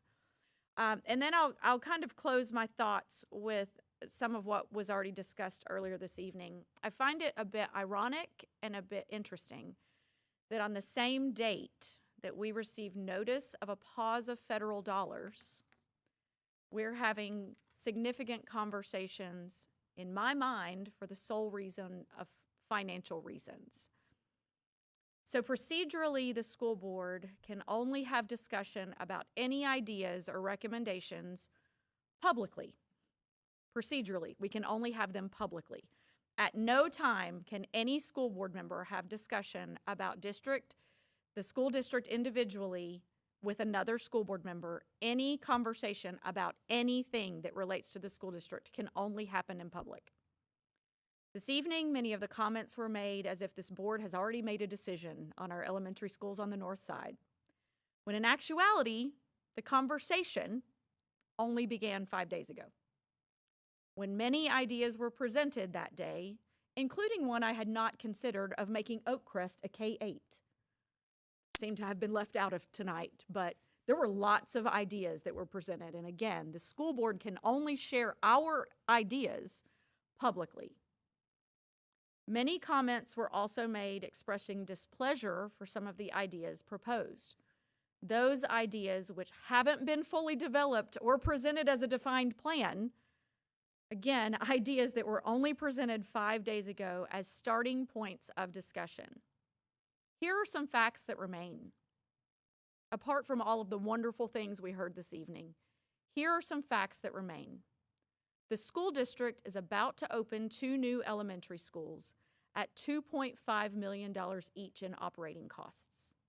We have no new revenue to open these schools. All monies we receive are based on our district student population. We will have the same number of students and the same amount of funding regardless of the number of schools we use to educate them. The fiscally responsible thing to do, as the school board manages the budget for the district, is to have a conversation about how and where those dollars could be found or made up. Those conclude my comments. Thank you, Dr. Campbell. Reverend Cummings? Need to pass. Okay. Dr. James? Sure. Thank you, board. I want to start, we started the night with our recognitions. Ms. Piner, the student scholar AJ was here. I want to just boast for a second on the wonderful program that she runs at Vanguard. I employ a Vanguard graduate who came out of that program and is one of my top teachers at one of my preschools, Chesney. She is a wonderful employee, but she's a wonderful teacher, and she learned so much in our schools, and I wanted to give AJ and Ms. Piner the recognition she deserves for the program that she has running at her school in Vanguard. I was going to talk about North Marion High's Career Day either way, so I appreciate the conversation getting started.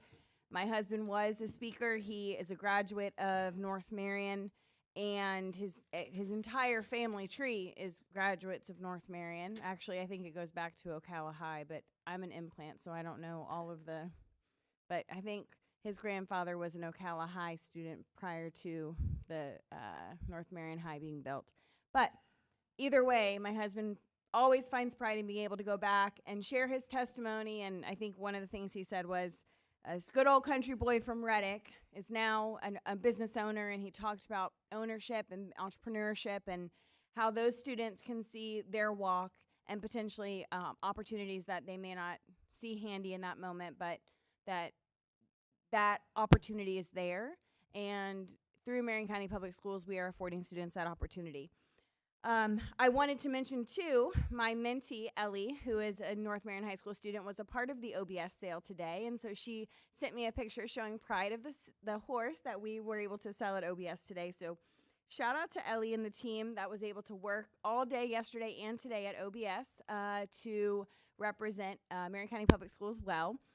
I am super proud of the work FCA is doing in our schools. I have been honored with the opportunity to lead an FCA coaches huddle at Pappy's Place, which was mentioned tonight, one of the small, quaint restaurants at the four-way stop in Anthony.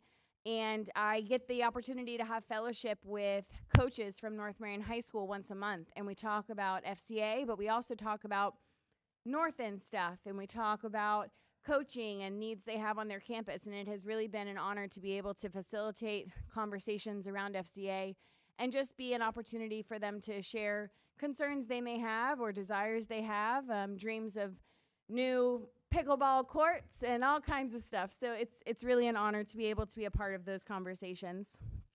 I wanted to make mention, and I'm just hopeful that going forward, we'll see a change in the expulsion packets that are with virtual learning, and Dr. Campbell can help me with the language there, but the packets that are uploaded for tonight's meeting still said the word without services in bold, and we changed the language, so I'm just looking for the board to receive communication in the coming days about, is there going to be a change in language in those packets? And if there's not going to be a change of language, maybe an explanation for why. I'm just looking to kind of see, because I feel like we landed on, and Dr. Campbell, I would let you say it, but with education, with off-campus virtual learning.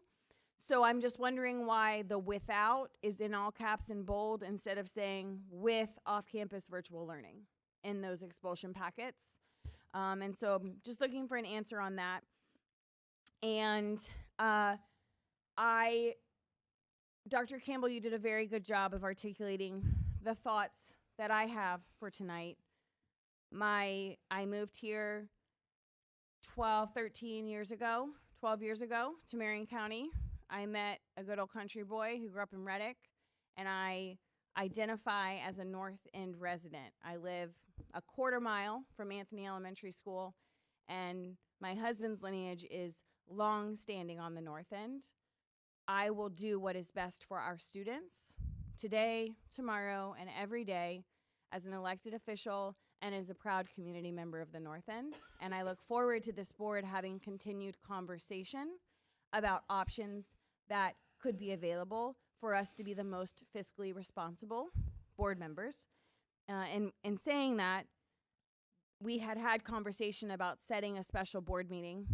I would like for this board, if you're willing, for us to, understanding Dr. Gullett is not here tonight, I would like potentially for us to pick a few dates in the month of February, understanding some Tallahassee constraints and other things, so that it's hard for this board, as Dr. Campbell mentioned, we don't have a lot of opportunity to have public discourse. And we won't talk again publicly until 9 days from now. And so I would like, if the chair is willing, for this board to maybe pick a few dates in February where we would be able to have discourse, understanding that I know February 10th is the first that comes to mind, but understanding that Dr. Campbell has coalition that morning at 9:30, but maybe when that coalition was over, we could have a work session. Obviously, the agenda item would only be this item, is the way I received the conversation the last time we had it. So, Chair, I'll let you take over. I'm concluding my comments there, but if you would want to engage in a conversation about date setting. Thank you. I do think that would be wise for us to set a separate work session because there's obviously a lot of conversation to have. Dr. Campbell, how does your calendar look on that morning? Because we all, most of us do have coalition also on our calendars that morning. We would need to have our meeting beginning at 11 just to give Ms. Martinez and myself plenty of time to conclude our meeting and be wherever we need to be. So 11 o'clock that day would be the earliest, but I don't know if the rest Yeah. of the board is available as well on February Board 10th. Member Thrower, would the 10th, and Reverend Cummings, if you'll check your calendars, the 10th at 11 o'clock work for you? And would this, just to confirm, would this be a board meeting or a work Work session? session. Yes, I'm available. And we obviously don't have Yeah, we Dr. don't have Gullett's Dr. calendar. Gullett, but Right, if I may, Yes, Chair. yes. We did begin work on yesterday, but we did not have a definitive date to be finished, and we all have our homework to go back and do, so I would ask that we kind of hold off until Dr. Gullett gets back. returns. And Okay. that was going to be my Please. request to that. Seeing that we did state last week that we were going to bring this back to a work session. And since the superintendent is not here, and we did ask for some specific things to be brought forward, that would be an opportunity for us to allow them to give us several dates, not just one, but several dates to see what works with our Let's pick calendar. several dates. Yeah, I And think then, yeah, you said that, to give us several dates, and then also that gives us proper time to be able to advertise that, and again, get community input so. Okay. at those work sessions. Can we not pick a few dates and take them to Dr. Gullett so that the team can then know a few dates that this board is willing and able to meet so that they can expeditiously pick a date and we can move forward? That's my request. Yeah, I think that would be wise. I think it would be wise for us, at least then when Dr. Gullett has conversation with Cabinet, then they'll know what the availability of is the board. Let me have the board clerk recite for us what the advertising requirement would be. It's going to be a 7-day advertisement requirement, but even if we did it as a special work session, we can still reduce the amount of time that needs to be advertised, but because of the lead up to actually get it into the paper. In order to do that, it would have to be tomorrow by noon. I'd have For to- February If it was going to be 25th. the 10th. The 10th, correct. Okay, so let's look down the calendar. Let's look at a couple other dates. 18th and the 19th would be two other recommendations I would have. We have a work session on the 20th, but the 18th and the 17th is President's Day, so we're closed. But I would offer the 18th and the 19th as potential. The 19th is good for me. Okay. Board Member Thrower? For some reason, February 19th, I have FSBA in my calendar, 1 o'clock. I thought it was, That's- I think it's the 20th. It's 20th? Yeah. Okay. Is that for the Crown meeting? Yes. Mm-hmm. Okay, so somehow that landed on the 19th. Okay, yes, the 19th is fine. Okay, Reverend Cummings? 19th? All right, and Dr. James, you already said that was good. So Ms. Boston Ellis, February 19th would be another option if that is conducive with Dr. Gullett's calendar and the work of the team. And what about the 21st, if we're looking at that week?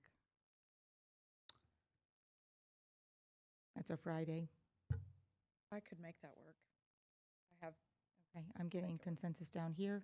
And the 21st, I'm out all day, so. For Okay, truancy so- court? Or just in general? Okay. I think on the 20th, we have the RSM, and I Right. We believe do. Dr. Yes. Gullett will not be here on correct. that day. That's Okay. right. She's out, but I'm not sure if she's out that. No, I don't have her Oh, out really? as the 21st. be out I on think the she'll be here. Yeah. And we can't go longer on that, the 20th, because we need to get to another FSBA meeting. Right. Otherwise, we could just theoretically do it then, but Okay, I think that's good. 3 dates yes. that we. Well, the 10th is essentially shot unless we want to Would- instruct unless- Ms. Martinez to pay for the publication, and then we're holding the spot, and if the team doesn't, we decide not to proceed, then, but we've at least safeguarded the publication. So I guess that would be up for the board to decide. What about Monday, February 24th as an alternative date? Because I don't think it, to spend the money to publish and They have trying to to reach cancel. Dr. Gullett and for the 10th, that seems very tight. How about Monday, February 24th is our third date? All right, I'm good with the 24th. The 24th is fine as well. I'm only available until 11 o'clock that day. Until 11? Until Hopefully 11. we So I can could get it do done in 8 a to couple hours. 11. Yeah, I mean, we could start whenever. Okay. For the 24th And Ms. not the Boston 10th. instead of the 10th. Yes. Okay, all Thank right. you. Sorry, that was actually pretty good for this this team. It usually So takes us. clarifying, it's 2 dates that have been selected, the 24th and the 19th? No. And the The 21st. And the 21st, We're just gonna But- do it but without Attorney you, Powers apparently. isn't here the 21st? right.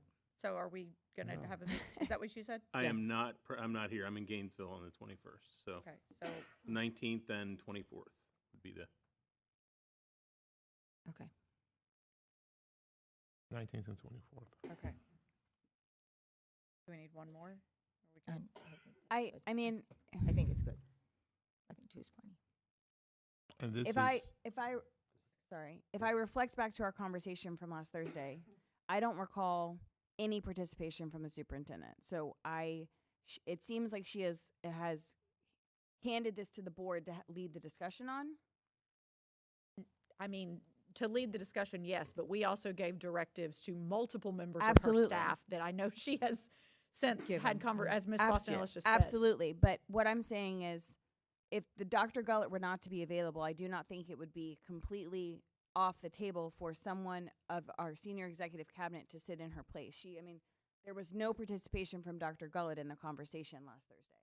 And so her staff will come prepared to present to the board, but it seems as if the board has been tasked with this discussion.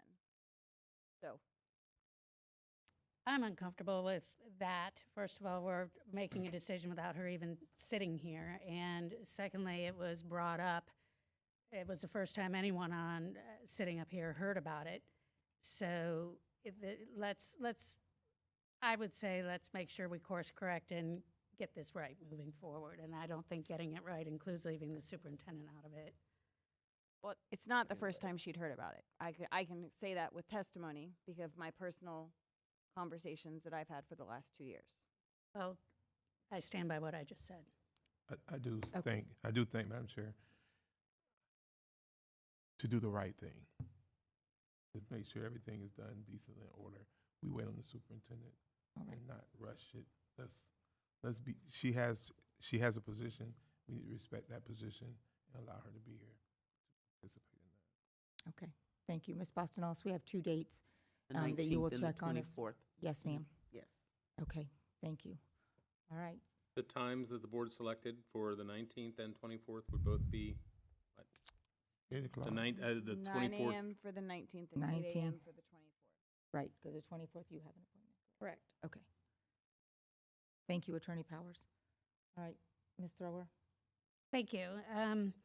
Yes, speaking of Dr. Gullett, I just would ask that everyone keep her in prayer without, sharing too much. The only reason why she's not here tonight is due to a family emergency with a child. So I would encourage everyone to lift her and her family up in prayer. It's a tough time, and we know the Lord will provide. I also just wanted to extend congratulations again to Dr. Gullett. She is part of the Take Stock in Children mentoring program, and it was her student that she's been mentoring the last 2 years at Lake Weir High School, a young lady named Marcinda, who is pretty incredible on the saxophone. Yes, she is. She is. She is. When we walked in, the band class was doing a pretty jazzy jazz piece, and Marcinda was doing a solo. And if that wasn't enough to capture my attention, once she was presented with this leadership award, where, correct me if I'm wrong, but I think only 6 students in the whole state of Florida, Kevin Christian is nodding, so I got that right, are presented with this prestigious award, which is upwards of at least $40,000 towards college. And Marcinda is a young lady where, like so many of the rest of us, money doesn't come easy. So that was really, really cool. And coming from Lake Weir High School, too, we don't always hear about a lot of things out that way, just like we don't always hear a lot of things about other schools that are out certain ways. So it just was really a great celebration. So congratulations to Marcinda, and congratulations to Dr. Gullett. Obviously, your mentoring and support from so many others has paid off for Marcinda. Can't wait to see the great things that she does. Moving on, I just did want to acknowledge the All-State Music Program. We had a bunch of students come up this evening and get acknowledged. You know, the talent of our kids is just incredible. And the reason why they're developing their talents is because they have so many opportunities. And so I'm proud of for the time so far that I've served on this board, and with other board members that are here and other board members that weren't when I first got started, to really begin to look at expanding under Dr. Gullett's direction, career technical education, music, equine, which of course is very close to my heart as a horse girl. It's a horse capital of the world. We don't have a horse program. What's up with that? You know, it just seems so easy, but we had never had it before. So really great things to celebrate. When it comes to the conversation about Fessenden, I'm reminded of the term haste lays waste. We spent a lot of time here tonight hearing from people that were really riled up. And I think to myself, well, how could have this been done differently? You know, how could the ideas been presented or the connections been made with the Alumni Association, the Anthony Women's Group, to say, hey, you know, we've got some things on our minds and we want to hear from you. I think that would have opened the conversation in a very different way. It pains me to hear and read, oh, here we go again, Fessenden's being targeted. And that's the truth. That is what I have witnessed has happened over so many years. And I think to myself, you know, if more people really knew the history of Fessenden, then maybe they would have a different perspective. I know I do. And I'm grateful and I'm proud to have a school like Fessenden as part of Marion County. To me, that's just really worth preserving. And then I thought to myself, the opportunities for property are always numerous. And I'm not saying they don't warrant discussion. But then I thought to myself, I used to live right across the street from Fort King, like where Fort King was. And a lot of time and effort and commitment was made to make Fort King again. There wasn't time and effort made to make it into something else. So that kind of resonated with me. And I think it just goes to show you, when you get a group of very committed people together, you can really do a great job of preserving history. And one thing I learned tonight was that I was aware that it came into Marion County Public Schools' possession, so to speak, because it was struggling, you know, financially. And so I believe the goal was to then make sure that Fessenden was going to remain Fessenden. And at that point, it was mentioned as a vocational school. And now it's an elementary school. So I hope we're still in compliance with whatever that sales agreement said. Good question. Because I see tremendous value, and always have, in career and technical education. And so it would be my expectation and hope and prayer. I don't know that I really think of myself at all as the voice of the establishment, but if some people perceive me to be that way, then you have my voice to support conversation that preserves the essence of what Fessenden is all about, while still being able to make decisions that will move this district forward in a continued fiscally responsible way. And I'm looking at you, Teresa Boston Ellis, you're our CFO, and maybe it's a God thing that you're up here tonight, because it is, and I understand, it is about recurring costs, and it is about finding the money in a very limited pot. But if we're committed truly to each and every child, then I've seen it over and over again. We managed to find a way. And I think that the reason why we found ways through the years with other difficult challenges is that we came together, we saw the same vision, of the same accord, went forward, got funding. You know, Fessenden was put in 1994 on the National Register of Historic Places. I would think that that would open us up for many funding opportunities. And the Carnegie Foundation, I believe, is still alive and well. And there's what sounds like a partner school up in Massachusetts, which is something else I learned tonight. So where there is a will, there's a way. There's also quite a bit of property out there still. Did I hear that it was 150 acres? Is that correct? Okay. So there's opportunity there.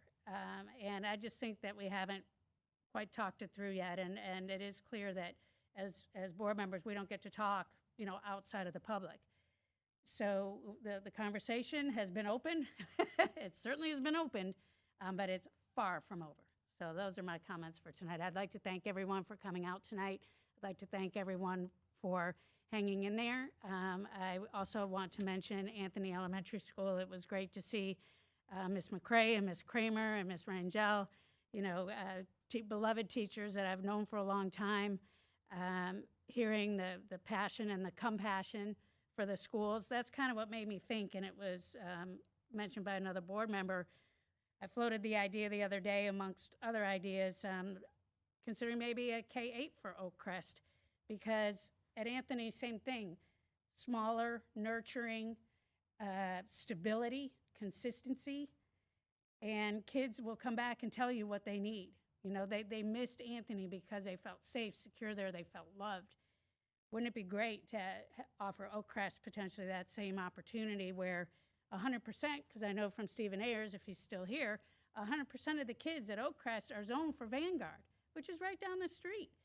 Look at what a great opportunity that is, and already is, for our elementary, middle to, you know, partner with Vanguard and get ready and, you know, call it the Young Knights program. I don't know what we call it. We'd ask the community what to call it. But there's just so much opportunity if you really think in terms of what's best for kids and continue to have that be the beacon and maintain the legacy and history that is just so incredibly significant and unique in Marion County. So those are my comments for tonight. Thank you for letting me wait because it took a while to pull that all together and and share it. Thank you. Thank you very much, Board Member Thrower. Reverend Cummings. Thank you, Madam Chair. First, I want to start by stating that on yesterday, that was yesterday, today is Tuesday, yesterday, we had a good time over at Madison Street recognizing your daughter's teacher. We saw enthusiasm in the classroom when we have teachers that are going above and beyond the call of duty. Kids are engaged, the classroom is engaged, the school is engaged, and we appreciate her for the efforts that she's put into that class. And we saw the kids and how they were excited about what was going on. And then this morning, had the opportunity to go over to the FCA breakfast at the Church of the Springs. I want to thank all those that helped to put that on. The panel did an excellent job. Some of them could be comedians, but it was very good. It was a nice breakfast atmosphere. Tonight we saw the community rally around a subject. We heard passionate pleas about two of our community schools that's on the north side, Anthony Elementary, that's in downtown Anthony, and then we heard about Pheasant Elementary, that's in the growing metropolis of Zuppa, Florida. And on last week, this board, in a work session last Thursday, veered down a pathway that I felt that we should not have veered down. I do think there has to be conversations, but we veered into an area of discussion that I felt was not beneficial or healthy at that time due to the history and the legacy of both these schools. At that time, I reminded this board that when we snatched the Band-Aid off, that under the Band-Aid that there is a wound, and that wound goes back generations. Tonight, we saw the effects of the Band-Aid being snatched off. To be honest with you, I don't think any of us felt comfortable in how all of that proceeded and happened on tonight. I do believe and understand that both of these schools have a rich legacy and heritage. Both of these schools go back generations and have made a huge impact in both of their communities respectively. But I wholeheartedly believe that both of these schools have value, extreme value, not as museums, not as apartments for teachers, not as daycare centers, not as community centers. I see them as having value as institutions of education. I say that because the mission for both of those schools, both of those entities, was for education. And we as a board have an obligation to be fiscally responsible, to do the right thing. But our initial obligation is for education. First and foremost, education for all kids, no matter what part of the county they're in, whether they're north side, southeast side, southwest, south, whatever. Every kid, we say it every week about how important education is for those kids. To have a proper education of children, you have to take in consideration history. You have to take in consideration legacy. And you have to take in consideration heritage. And you must always take in consideration culture. If you want to have proper outcomes, as we've said, we want better outcomes, then we have to look at totality of things and not just what's always a number. I was on this board a few years ago when some of these same people that came here tonight made pleas. Board Member Thoreau, you were here too. It hasn't lessened. It's only gotten stronger. And if we don't have the right approach when we have conversations, it's not going to be good. It's not always what we say, but it's how you approach the conversation. So I'm hoping that as we move forward, because I was going to ask that we also set dates to have a conversation. I'm hoping that as we move forward with conversations, that we don't make blanket statements and say we're going to do this and then we'll bring the community in afterwards, because that was one of the things that kept coming to me since Thursday. The community is a vital part of whatever decisions are going to be made for both of those schools.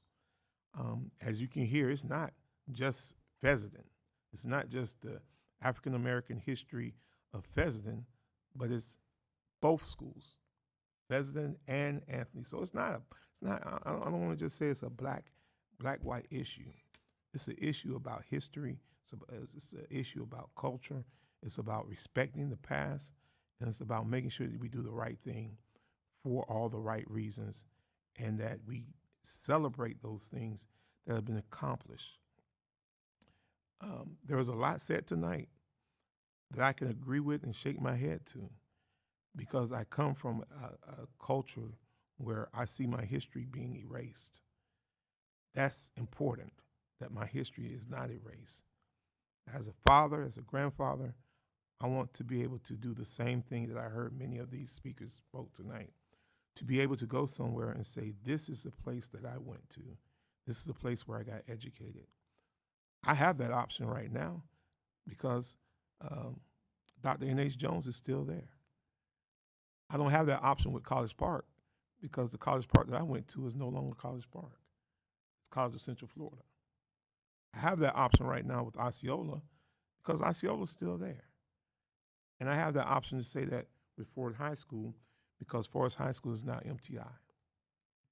We have to take in consideration all of the things that have been said tonight And we need to make sure that when we move forward with, as the person whose seat I hold now, the first speaker tonight, as Mr. James said, we need to move forward with common sense and make sure that whenever we move forward with common sense, that we're doing the best thing for all students for this district. This concludes my comments. Thank you, Reverend Cummings. I just want to start my comments with a few thank yous. This last week, thank you, Ms. Martinez and Mr. Powers and Ms. Boston Ellis.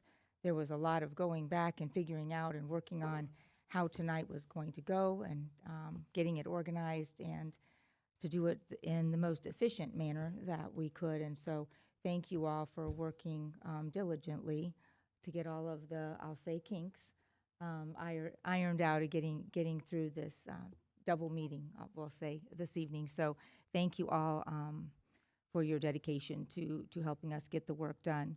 I also want to say one more time, I know Dr. Gullett shared this at our last meeting, but thank you to the county commissioners for allowing us to use this facility.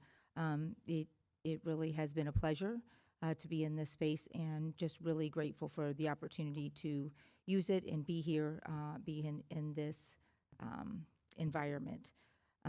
Also want to say we did have a thank a teacher yesterday, Reverend Cummings mentioned, at Madison Street. It really is a fabulous event.